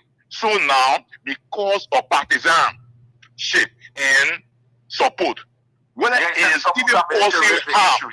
Okay, so because Mr. has raised the issue, so they're not prepared to stay with him. He is an opposition man. With him. Yeah. But Mayu is not about Musa Belete. It's about the country. What precedent are we setting? Like on Grace said, the budget originates from the House of Representatives. The Ways and Means Committee in the House say, okay, we will have hearing today by 10.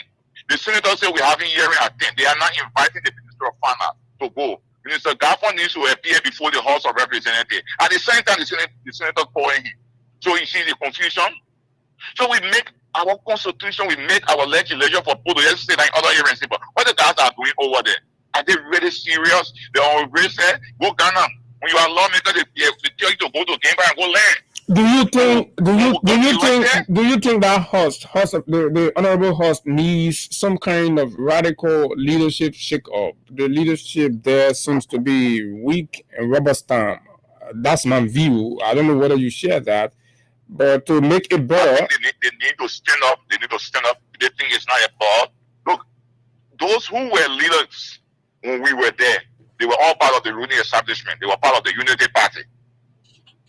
But when it comes to our power, they never compromise it. Speaker Tyler will not compromise it. It is Speaker Nukwe. But now, the guys just sitting and watching and say, well, the thing will turn up. The opposition will take the glory and this and that and that and this. That is not the issue.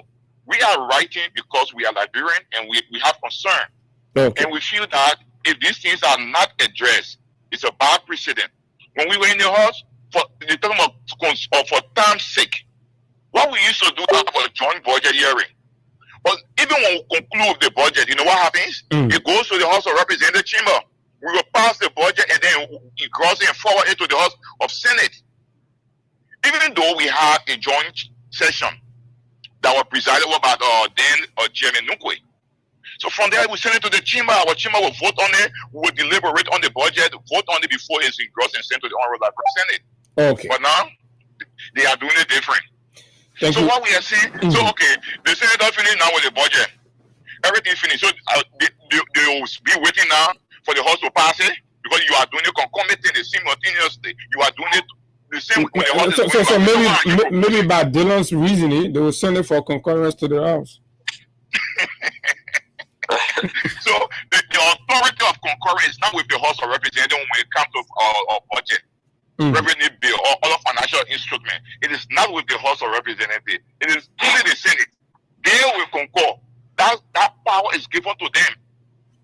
And there is something in law that says what the law does not give, it withholds. But this last thing, I know it may sound personal, but it seems Dylan is dictating a whole lot in the legislature there. And most of the time, some of the positions are heavily partisan than they are legal or rule-based, so it's becoming troubling. Troubling. It's the same thing we had the last time. We have the Union Smalls. We don't want to bring the county issue about Minister Popo Bureau, right?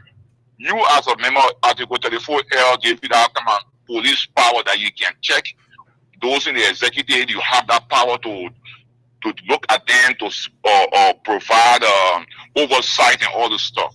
And every time we hear the loud voice from Senator Dylan about the labor law and blah, blah, blah. But you have authority to amend the law.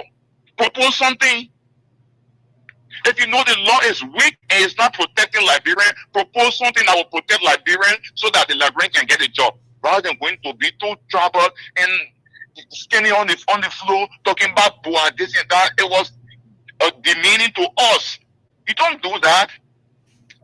But you know, when you get one blind man, one eye man among blind people, and he is loud, anything he says mostly that he knows all. And at times, the man who is loud doesn't know all.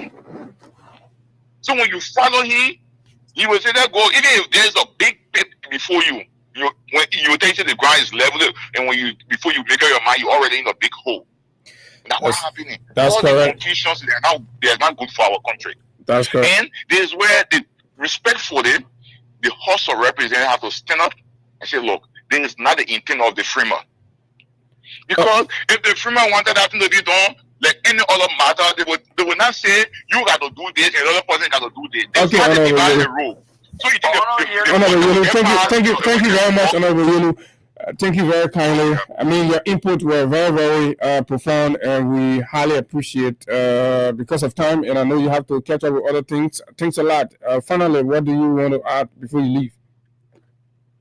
All we have to say is that this country is country for every one of us.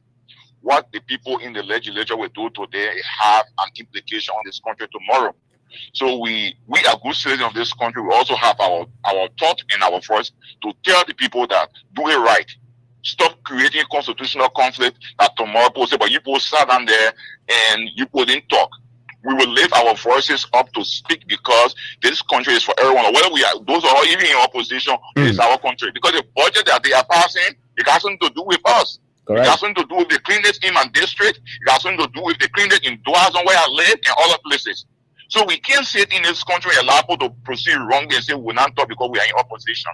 But our colleagues in the House, they need to understand. This thing is not about party, it's about Liberia. They should stand up and make sure it's done. Okay, thank you. Thank you very much. Honorable Gray, finally. Hello? Hello, Honorable Gray. Yeah. Yeah. Okay. So finally, I just want to set another foundation of this debate. The House has given in too much. Okay. The Senate is stepping beyond its authority. And I'll give you another example. The storage fees, for example. The Senate originated the conversation on storage fees. They distributed the storage fees. They said this one will get 10 cents, that one will get 15 cents. Then they recommended to the president that revenue generation, those are taxes that will be generated. Those are revenue that will be collected. That should have been the revenue bill. Okay. When they took the recommendation and sent it to the president, the House sat down there and said nothing. Nothing they said. Zero. One House just sat down, the Liberian Senate, and just ascribe unto themselves an authority that they don't have. Mm-hmm. And that authority is to redistribute the storage fees the way they wanted it and send it to the president, and the president just called the LPRCC implement when they send this to us. So because that happened, that happened in the House of Representatives, did not do anything. That's how they're taking it to the budget. Nothing. And in fact, you know it will form part of the budget, right? Correct. It will form part of this budget to be approved.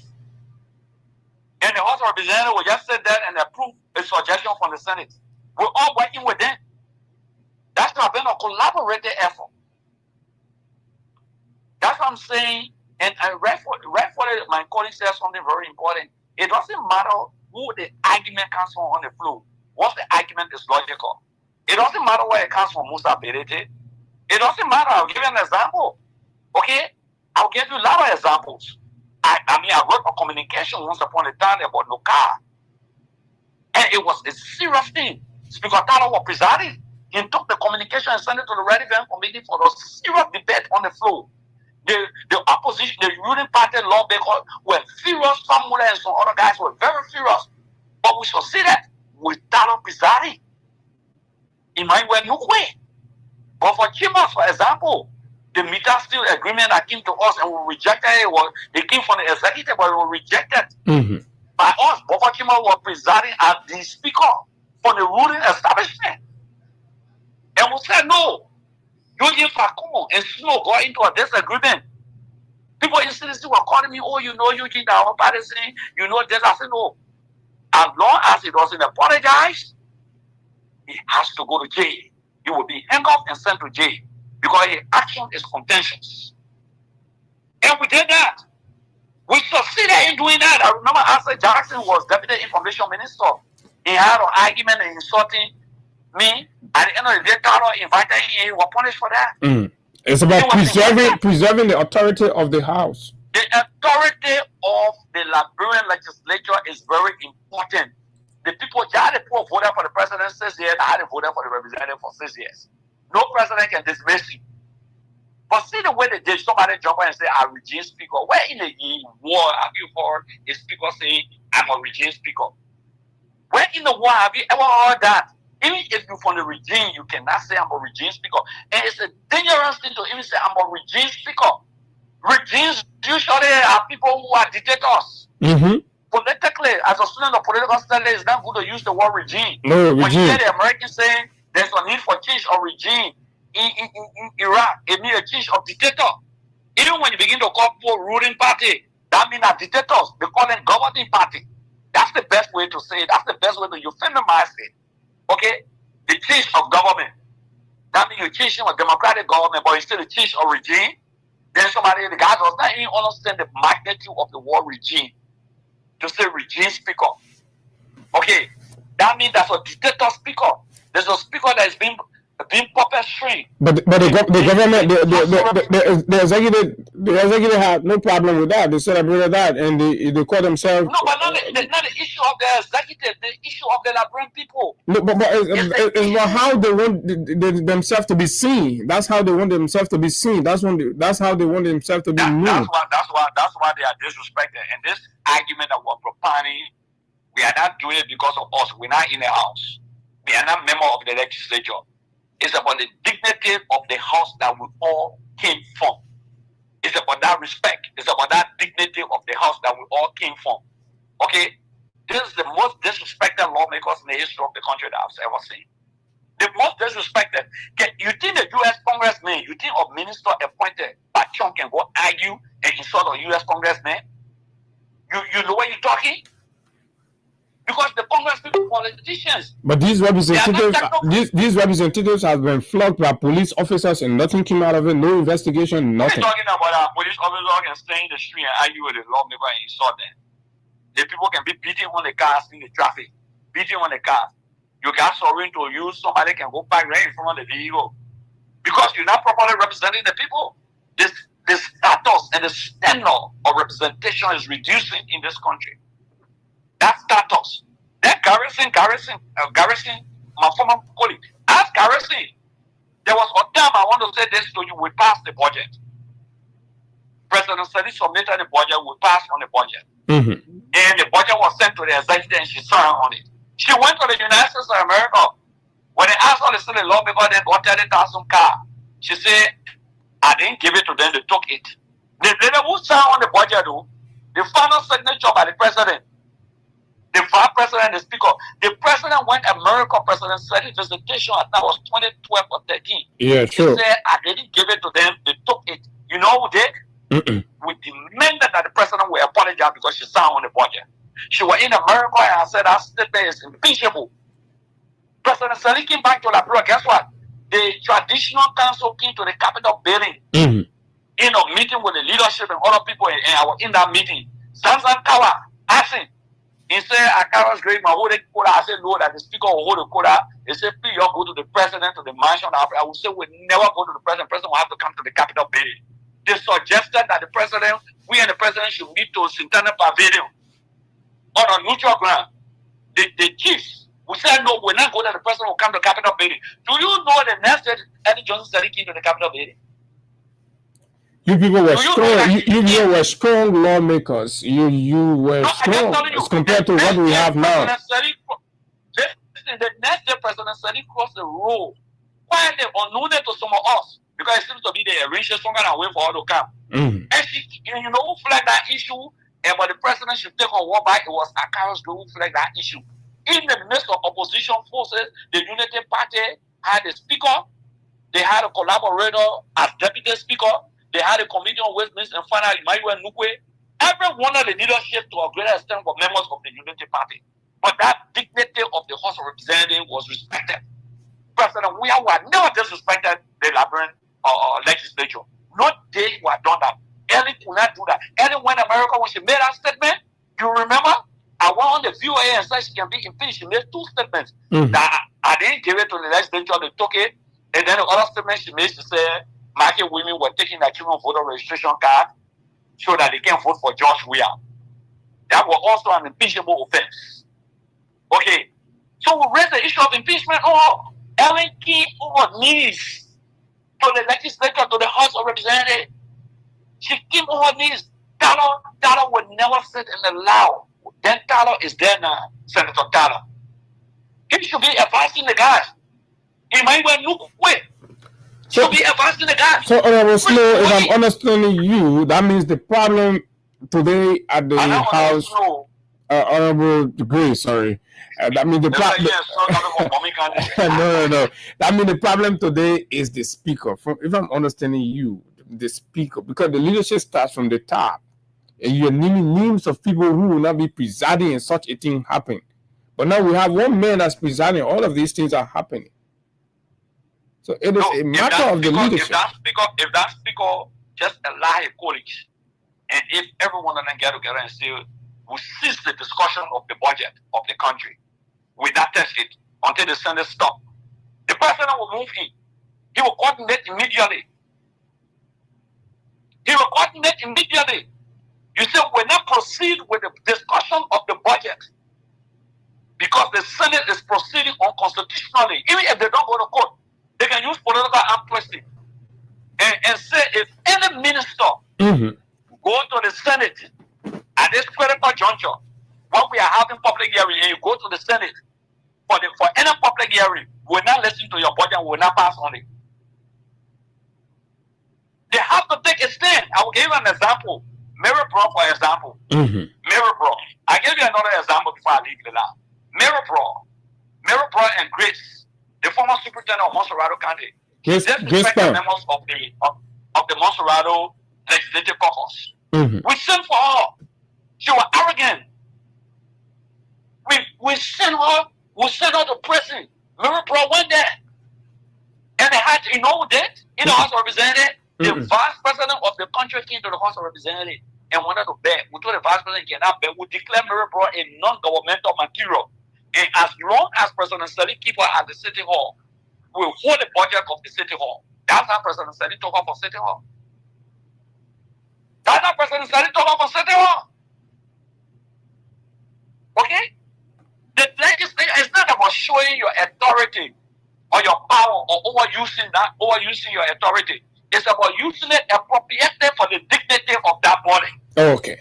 Fair enough, Honorable Gray. The dignity of look at the House of Representatives being run by Thomas Farrar.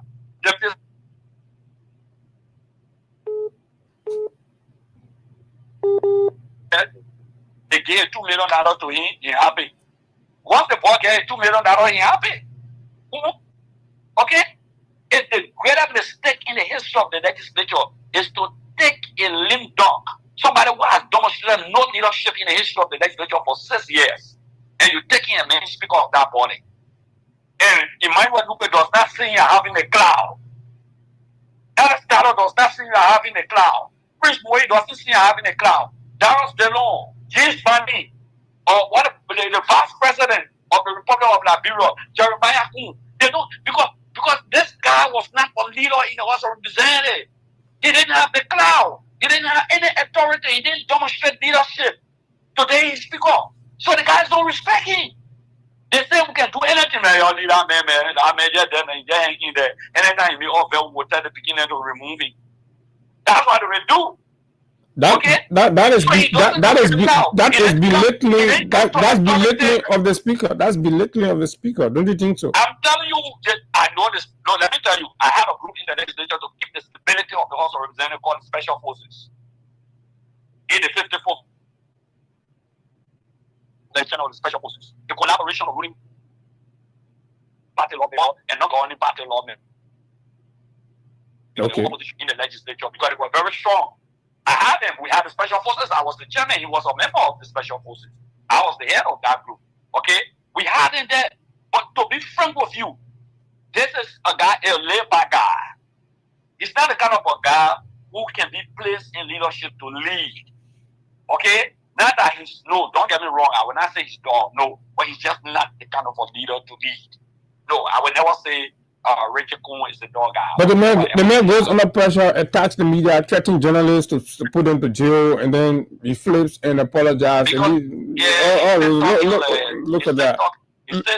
He's still talking elementally. That's how he talks. He has not changed. He has not understood. Do you know that? But he still believes but he still thinks he's a smart man. Yeah, when I said academically, it's sometimes been in terms of street and understanding all of it. So he's academic. So he's academically smart, even though he's speaking elementally. Yeah, academically smart does not give you the authority to be a leader. That the mistakes people can make. Somebody can score A in a class. It does not make you a leader of that class. Okay, leadership is different from being just academically smart. But he's speaking elementarily. A smart man speaks elementarily. I'm finding it difficult to understand. No matter my disagreement with him, yeah, but I don't. Honorable Grace, some can be passing on the paper. Some can be passing. He's a kind of cover all door man. No, he's a kind of a guy. He's a kind of a guy like he just talk street talk, so to speak. Even from the football field, training with you guys, that's how he talk bold, So he has not been able to transition to graphic. Okay, not refined. Okay, I get that. No, he has not been able. No, I will not use your words because he has not been able. He has not been able to transition. He's my very good friend. He's one of the best guys here. Friend who will always visit me, always come to me, seek my experience, ask me some questions about the legislature, help him with some of his bills, and all of those things. But yeah, he was very cool with me. I must admit to that, including his wife. Very cool. She comes from the state, sometimes stop over to me. Okay, he is his wife. But he was very cool. He's a cool dude. But I'm surprised that, power set in his head and he just speaking the way he's speaking, threatening the journalists. It's good that he apologized. But I can say this to you, that the authority and the dignity of the house, he has relegated that. Yes, he has relegated that. Yeah. Okay. And what hurts me most is that why would Senator Bukwe sit and allow that to happen? He's a senator. Why would Prince Moi want to play on the guys? Why? He's a former deputy speaker, former chairman, co-chairman of Westminster Finance, and former chairman of Westminster Finance. Nukwe, former speaker, former chairman of Westminster Finance. Speaker, Dado, former speaker, former chairman on Westminster Finance. Jeremiah Bankun, former co-chairman on Westminster Finance. Just by up to 2020. Why will you sit and allow your colleagues to be treated like boys? Why? And why Thomas Farah, who is the doyen of the House of Representatives, the 14th, lawmaker of the Republic of Liberia, winning in the Northern County, why would Thomas Farah sit and allow that to happen? Like somebody said, Musa Bedete said he feels that Farah is being blackmailed, maybe, by the government, so he cannot shake. He cannot say anything. Okay? Saturday, he will be to the United Party program to endorse Joseph Boyka, and hopefully maybe he will join the United Party. Because I heard the LCC, the Access Recovery team, the Houston, all of them, when he shake, they will go after his property. So he's been blackmailed. He's just there now. It's unfortunate. It's unfortunate. So the speaker and the deputy speaker, they are both lame dog in terms of challenging the authority of the legislature or the Liberian Senate. Okay. So they just sit there and they just want their money now to live on their money. Who is the chairman on the executive? Sekou Kane. He has demonstrated no leadership. The businessman who need there to grab and go and let a gas company give gas to the legislature, and he cool with it. Okay? And he gets his money out of it, and he cool. Okay. Who is the chairman of foreign affairs? Who are the guys on the legislative floor? Only a few of them. Only a few of them. But their voices are not being heard. The dignity of the legislature is being challenged. The House of Representatives. Okay? That dignity, that's what I'm concerned about. Okay, no, review. It has been one thing. But just before you leave, how's your message, Joseph? No, Sai is a buffoon. Yeah, I'm sorry. Yeah. But Sai is an embarrassment and a buffoon. Sai is opting to be president of the country. You calling him buffoon? Sai is an embarrassment. So I thought that when they broke away from CDC, they were going to take people away from the CDC. Oh no, Sai is an embarrassment, man. Seriously, that guy feature was in the CDC to help. And I will say this to you, Ostupori. In the absence of George Weah in the future, probably Sai would have been one of those guys to be running as president or vice president. Probably even 2029, who have been who was running to George Weah. He blew his chances out. So that's the buffoonery. That's the buffoonery right there. Yeah, you were not calculative. You understand? I think he was being misled. The euphoria that I took more vote than CDC in Monserrato County. He made a serious mistake. Yeah, Ebola hero. That he had more authority. Yeah, thinking that when they say Ebola hero. But let me tell you about CDC, Karen. I want to tell you something today. When I can't go to CDC, they will go against me. They love CDC more than they love the individuals. Clear. Some people in CDC today, not for pay president, we are the CDC. Answer some people will not follow him. Some people will say they will not follow him. They prefer the CDC. The CDC is the only political institution in Liberia that has become institutionalized. No, but for most people, we are the definition of CDC. We are leave, they will leave. I agree. I said stop over here. I know we are. You know that definitely. Okay, I would not want to see that happening. Okay, I'm not just a sedition. I'm also a reaction. I said that publicly. Okay, I'm a member of the family. So you know that it's a popular record. I'm a member of the family also. That's my family. So I'm just studying how CDC have become institutionalized. Somebody will say, oh, the president, the way CDC run is not for the stand-up the committee head about the chairman of the party. That's how the party is run. That yeah. So I just but sir, go ahead, get me stay with CDC.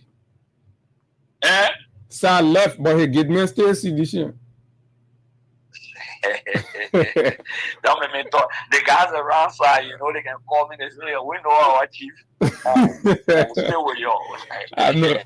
No, on a serious note, they can call me. But I will be happy if I comes back to the CDC. I think it should come back. Will you welcome? Will you people welcome Sir? Yeah, with everything he said. Let me say this. He took a shot at the political leader. No, let me say this to you. Accuse the party of setting his home at blaze.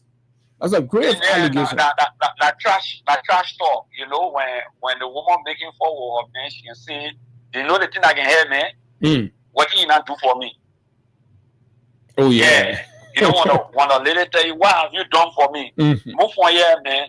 Yeah, the man have a job by you, but you say the man are strong. Yeah, you know. So those things can hide men, you know. So confusion, so that no formula in confusion. But but you talk a very important point. Sometimes what you say from your mouth, is very important. So sometimes when you say this kind of things, you got to apologize for that. I'm not just saying because somebody coming back to the CBC, you just take them. No, they have to amend. They have to be sincere, you know. And so for me, you see, I'm a different person, Abu. Even if Joseph Boyka decide to join CDC tomorrow to support CDC and come to CDC, I will embrace it. I'm a different person. We want to govern Liberia. That's good. It's about Liberia. It's beyond these individuals the way they're running the country. You see, my colleague said something very important. He talked about the issue of partisan. The guys are too partisan driven. Even if the president sends tomato cup down there, they will pass on it. They will say that he will be. Yeah. You understand? Yeah. Under President Weah, no, it wasn't the case. I was chairman on the executive who rejected the Meter Steel deal. All right. Okay? Yeah, I was chairman on the executive when they wanted the issue of all the 10 new positions. We said no. Maybe 4 of them got to remain 10 new positions. Okay? So you got to help the executive branch of government. You can't just allow them, then at the end of the day, you will be shocked. So we started with the CDC. I'd like to close with the CDC. Do you think Honorable Jangako is doing fairly well with the CDC? I don't want you to ask me questions in the public like that. To be frank with you, you're my brother. I reserve public comment until next year. Until next year. Yeah. Thank you very kindly. Yeah, until next year. But what I believe in, I believe that the CDC has to go to convention between now and March, and the party must be restructured. That's what I believe in. That the party should be restructured. The party should go to convention. Not all partisans, especially ordinary people, are yearning for convention. They are yearning for some other leadership structures in some areas. There are some vacancies. There are some vacuums. Okay, for example, look at Garrison Yellow. What do you make of the view? What do you make of the view from some corners that Moba Molu should make a return to the CDC, whether as chairman or whatever, but he should come back to the CDC? What do you make of that view? Moba Molu is a brilliant revolutionary fighter. The Jefferson Koji, the CMAC Doyen. Go on and on. You can name the generation of fighters. Okay, today we have Fanatic Kofa, Eugene Nangbe, the rest of the people. Okay, Samuel Tua and Nathaniel Maggie is fighting in Central Liberia. Edwin Slow is collaborating with us in the Western region, fighting there. Okay, so we just need to embrace everybody. Need to move forward. It doesn't matter who joined the CDC when, whether today, whether yesterday. Winston Top making join CDC, the same one who made instant of error. Okay, what the man name? The former pro-tem, he didn't support Josh Weah. He endorsed Joseph Boyka, you remember in 2017. He still made him pro-tem. Abache made him pro-tem. Fanatic Kofa came to the CDC in 2017. We subsequently made him deputy speaker, and then we made him speaker. So the CDC should be open and embrace everybody. We want to beat these people in first round. And to beat them in first round, I want to talk to all ordinary people, the masses. Let incorporate everybody, whether Unity Party member insulting you in the community before and he regretted it, he come back, taking and bringing the CDC that be the people influence our election and no runoff. So Baba Modu, if you come back to the CDC, I will be glad. But I don't think now Modu is on different advocacy rule now. So, you know, he's been a chairman of the party before, and now he's moving. I think his advocacy, he should be in the advocacy. It's very important for holding the government feet to the fire. And I will say to people, whether sedition or non-sedition, December 17, John Mobile Model. We got to speak to the government, and the way to speak to the government is to join Mobile Model and get into the streets of Monrovia peacefully and in an organized faction. That's what they need to do. Model is doing extremely well in holding the government feet to the fire. And that is very important in the democratic space. So let our people join Mobile Model and hold the government feet to the fire. That's what they need to do. And they must do that. Okay. And the opposition, between now and next year, we got to be, look, let me tell you, we got to be more radical. You know, we got to be more radical. We got to be forceful. We got to tell Joseph Boyka the hot water we can take away is better than the hot water he can take away. We have to tell him that. Okay, Honorable. Okay. Yeah, so thank you very much, and I do appreciate it. And have a wonderful Wednesday. Thank you very kindly. His name is Akaras Moses Gray, former lawmaker, District Number 8, Montserrat County. We've covered last and last of areas right here, beginning with the Rickman Road up Capitol Hill between members of the Senate and, of course, the Honorable House of Representatives. And, of course, talk some issues about the leadership in terms of what is happening there at the House of Representatives and all of that, zero in on issues within the CDC, opposition, and all that. So let's hear you. It's your turn to speak and say what you think. Because this is about Liberia, like Honorable Yelu said, right? You are speaking not because you are an opposition. You are speaking not because you are a ruling position person. You are speaking because this is your country. And whatever happens here is going to affect you tomorrow. It's going to affect your children. So you have to speak up. You have to speak. You listen to the Secretary General also of the ANC, also emphasizing that it is hard time that the Liberian people stand up. So 0776 104 104 086 500 104 plus 231 86 500 104 are the numbers to call, and you will be live. This is the Freedom Money Rise on Freedom 87.9. And let's take calls right here, beginning with this first caller. Good morning. Good morning, Abu. Good morning, sir. Go ahead. Yeah, so just want to request Abu, regard to our London project. Let me say here, in this West Africa or anywhere around the world, no serious government will make regional community anywhere around the world, my brother. That brother is really, anyone who has put their account to an India as my name, this man is in Toto at the University of Zagro. You don't know anything. I used to see that now from the beginning. Okay, I worked there before. Well, I heard that they are trying, they try to tell the secret for them, the diplomat secret for them. So, to replace him with this guy, and then laugh. I said, well, what kind of leadership this man is having? Nothing, zero, and arrogant. And now we're seeing it. Okay, thank you very much. Thank you very much. Let's take this other caller. Good morning. Good morning. Okay, this person has dropped off the line. Good morning. Good morning. Yeah, Abu, thank you. That's good, man.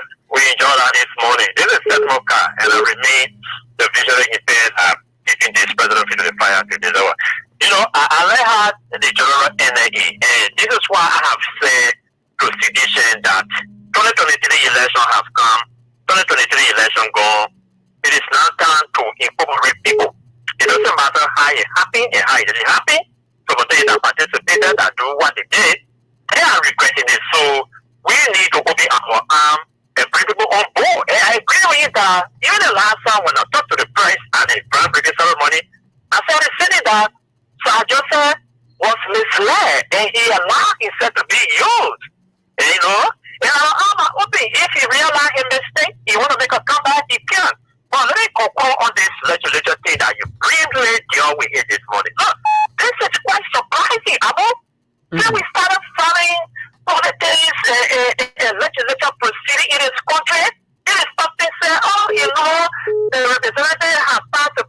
are now sent it to the Center for Concord. But to see the two horses for material carrying, budget hearing. But it seems Senator Dansdale is trying to rewrite the rules. You know, Dano is a big man. The guy play with professional issue, you know? And this street thing, you cannot bring it in the professional setting. See, I cannot say yellow and I can't agree. Deal with the issue.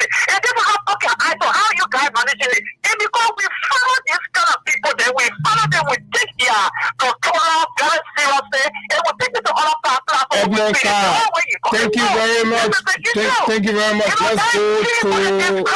Let's go to the diaspora. Edmond Carr, thanks a lot. Upton Pew, let's hear you. Yeah, good morning. Good morning. Yeah, one thing I took from Akara's Green, right, and it's very serious, is that, and that's the thing that haunting and hurting Liberia every day. Because Liberia is a country that does not have a fixed policy. And the policy of Liberia is driven in the leadership. Whatever the president. What do you mean Liberia doesn't have a fake policy? If people are not following the rules, that means we don't have a policy. We have laws. Rules is different policy. But we have laws in the country. So that's why I said, what do you mean by we don't have a fake policy? No? Okay, what do I mean is that policies are like rules, right? But it's more beyond rules, right? Yeah, but it's driven by the leadership of the country. So that is not unique to Liberia. Even in the United States, it is the president that drives the policy, the government policy. The president do drive the policy. But guess what? The policy is backed by institution. I agree, but it's the same here. It's the same here. Don't we have institutions to follow up and implement government policy? We have that here. So you got to get your points correct. My point is, this is the point, right? Like, one thing I took from Akara's Green is that the speaker have not, right, been speaking up. For the day I've been hearing radio. No. On a serious note. For the day I've been hearing radio talking, right? Not to be a speaker.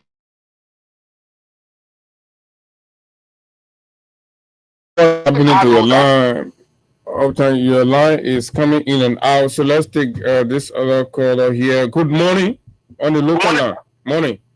Yeah, good morning, Abu. Morning, sir. Yeah, this is Eugene S. Jobo Jr., and I call you from Capital Power. Go ahead. So, I would really appreciate you for the topic on discussion, and I listen to the co-speaker, Honorable Carson Yellow and Honorable Gray.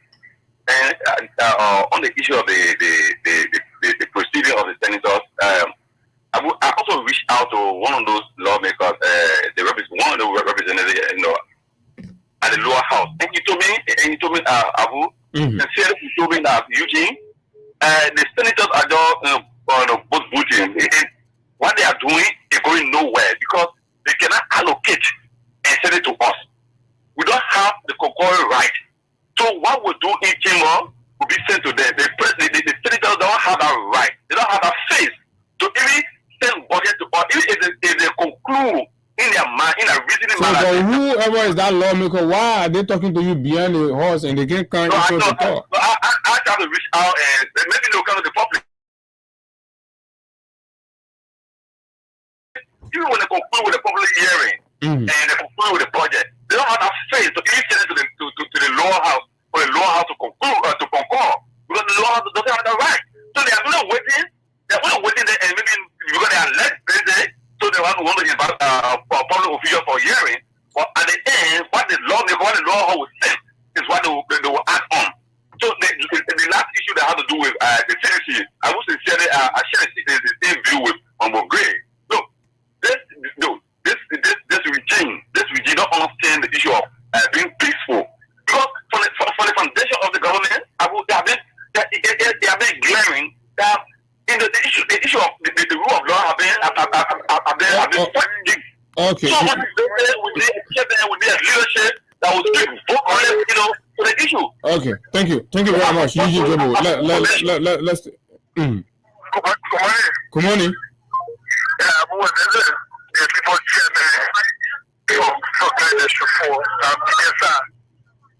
Go ahead. Like I have my man, you know, the guy who must have been playing quarterback for some of these guys. That Joseph is a well-known man.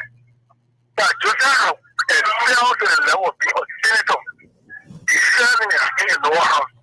So I think so senator can be a mistake. No, he didn't make a mistake. Why he did was calculated greatness. Calculated greatness. Why he did.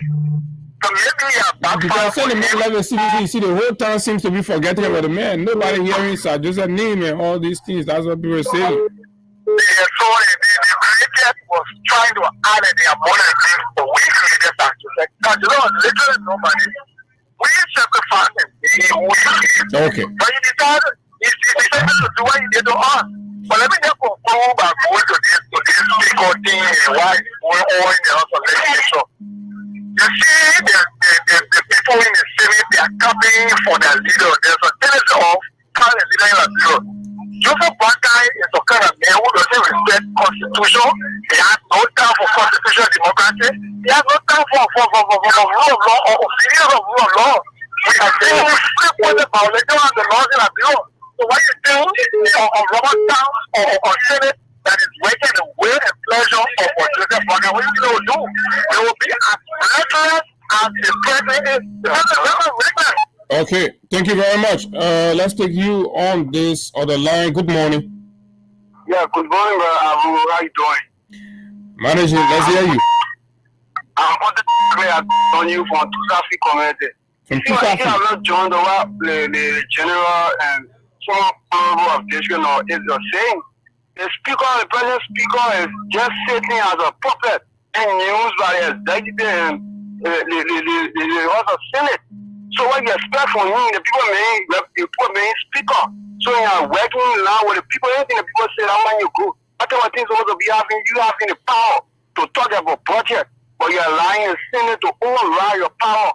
But and I only 2,000 people voted for the mayor as 2,000 is in district 11, right? Abu, let me say this. 2,000 is in district 11 or district 13. I will never vote on Mayor Chukwu or any party. Okay, thank you very much. Let's hear from United Party and LPDP who's in Kiev. I don't know which party he is part of. He is all over the place. Who's in Kiev? Go ahead, let's hear you. Thank you, Mr. Cherry. Good morning to you and good morning to your listeners. One moment you LPDP mayor, another moment you United Party mayor, another time you CCC mayor, you talking from party to party.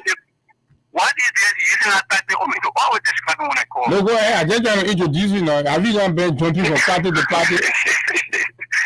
So Abu, I have my earpiece. You are young age jumping from party to party, but go ahead, make a point. I have my earpiece in my ear following the show and listening to Representative Degree. Abu, let me say this. We've been very frank, right? But I want to be very frank this morning.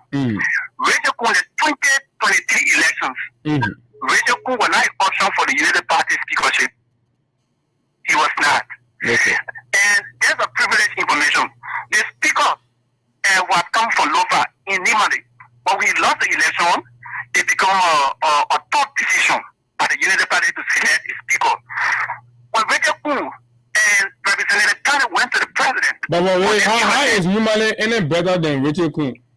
No, let's talk about because your decision your made. So what made you think Nimali is better than Rachel Kuhn? Because he got the experience. Well, what kind of experience? Say because he backed up nephew, I know nephew. You see, no matter what. But what if Nimali can say better than Rachel Kuhn? That's what I want to know. And when you say we prefer the other mayor, that means he's talking about relationship with your colleagues. No matter how what kind of relationship now? The mayor was threatening to kill LRS officer. Let me learn this statement. Let's assess your option, your hand. How you take Nimali over Rachel Kuhn? What you tell me now? What you saw in Nimali that's more than Rachel Kuhn? That was the decision of the executive member. But that was a disaster decision. Thank God it did not happen, but go ahead. Okay, fine. Yeah, so moving forward. So, Abu, in fact, when they went to the president, He told them, he was very open, that you guys can go about your own maneuvering. The president did not get commitment to any of those guys who contested as speaker. Let me say this to you. You know what gets to me most? In all fairness, Representative Gray was just bragging about his sins. Abu, the United Party does not have 12 representatives that got elected on the ticket above 12. The rest of them, they are high court officers and citizens. 80% of them are citizens. Who made a radio speaker today?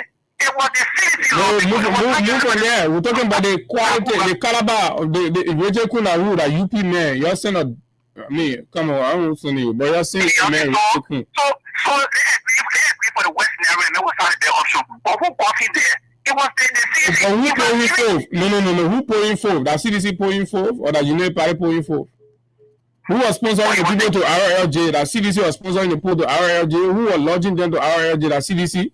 You better be from there when you're finished messing up on yourself, put stuff in there.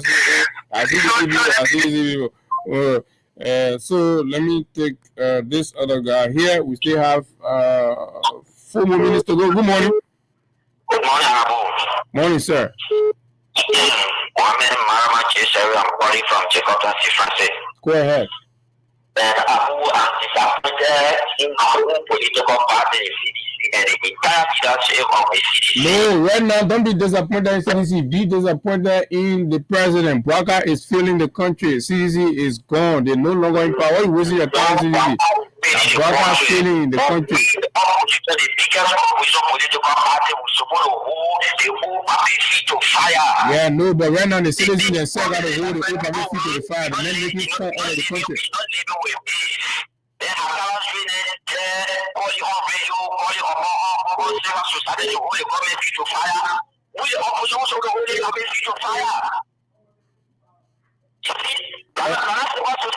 Okay, thank you very much.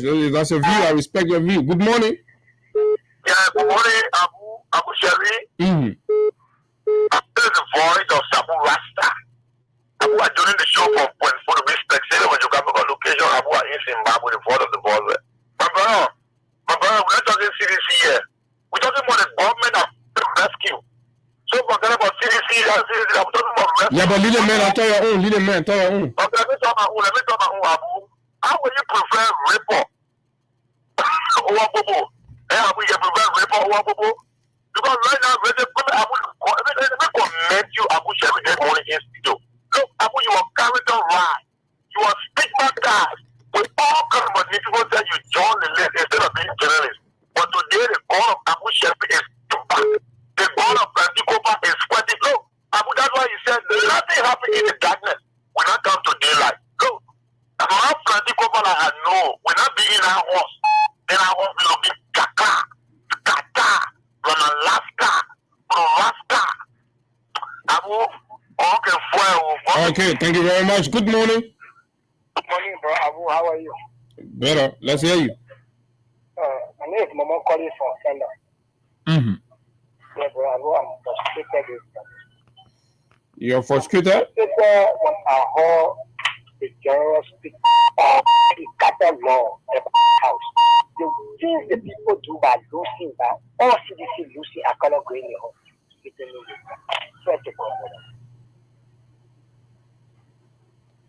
You're frustrated that I can't go in the house, right? Oh, we lost the man. This people are looking for Mr. Gentleman. Good morning. Good morning. I will say good morning. Morning, sir. Okay, Freedom FM? Freedom, of course. What's it called? Abu Shari, that Freedom FM. Okay,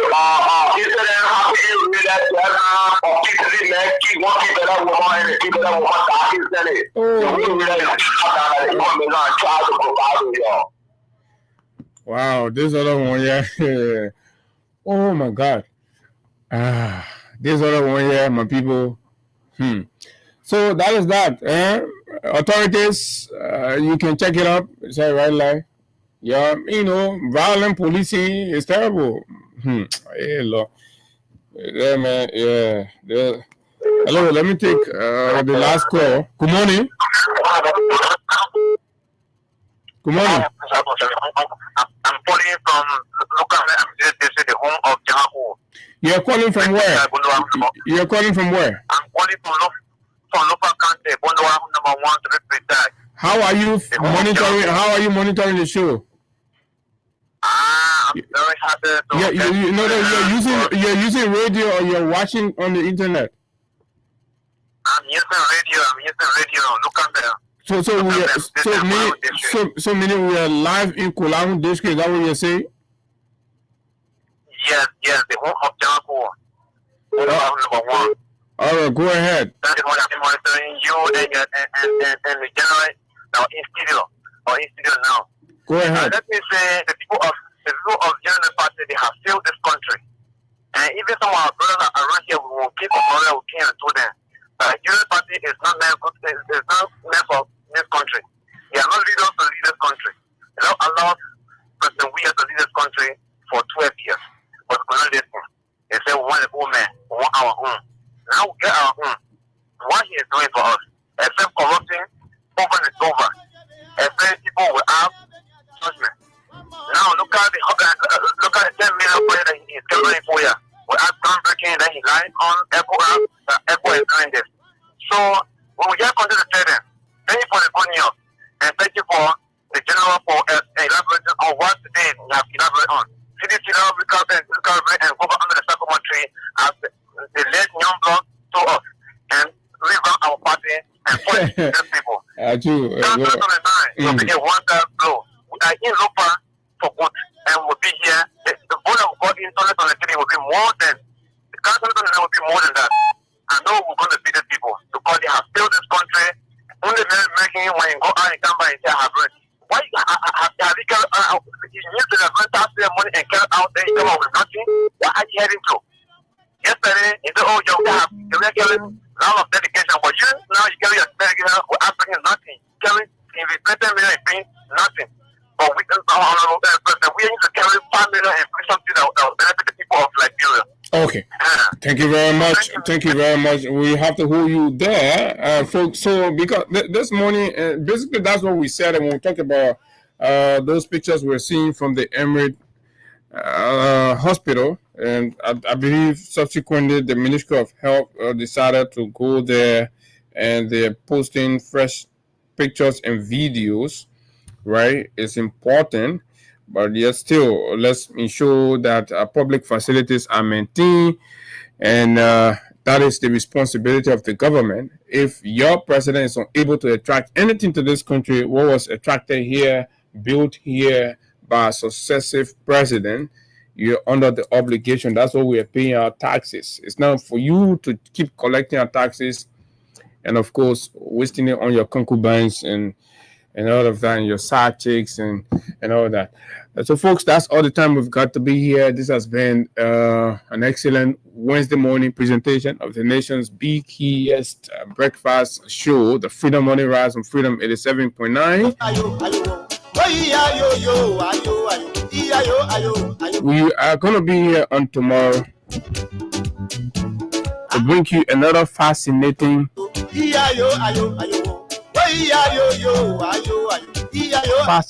conversation about issues making news in Liberia, critical to the forward march of our one dear republic. My name is Abu Sharif, a fearless, bold, and pointed. Until we see you tomorrow, do have yourself a wonderful time. Bye-bye.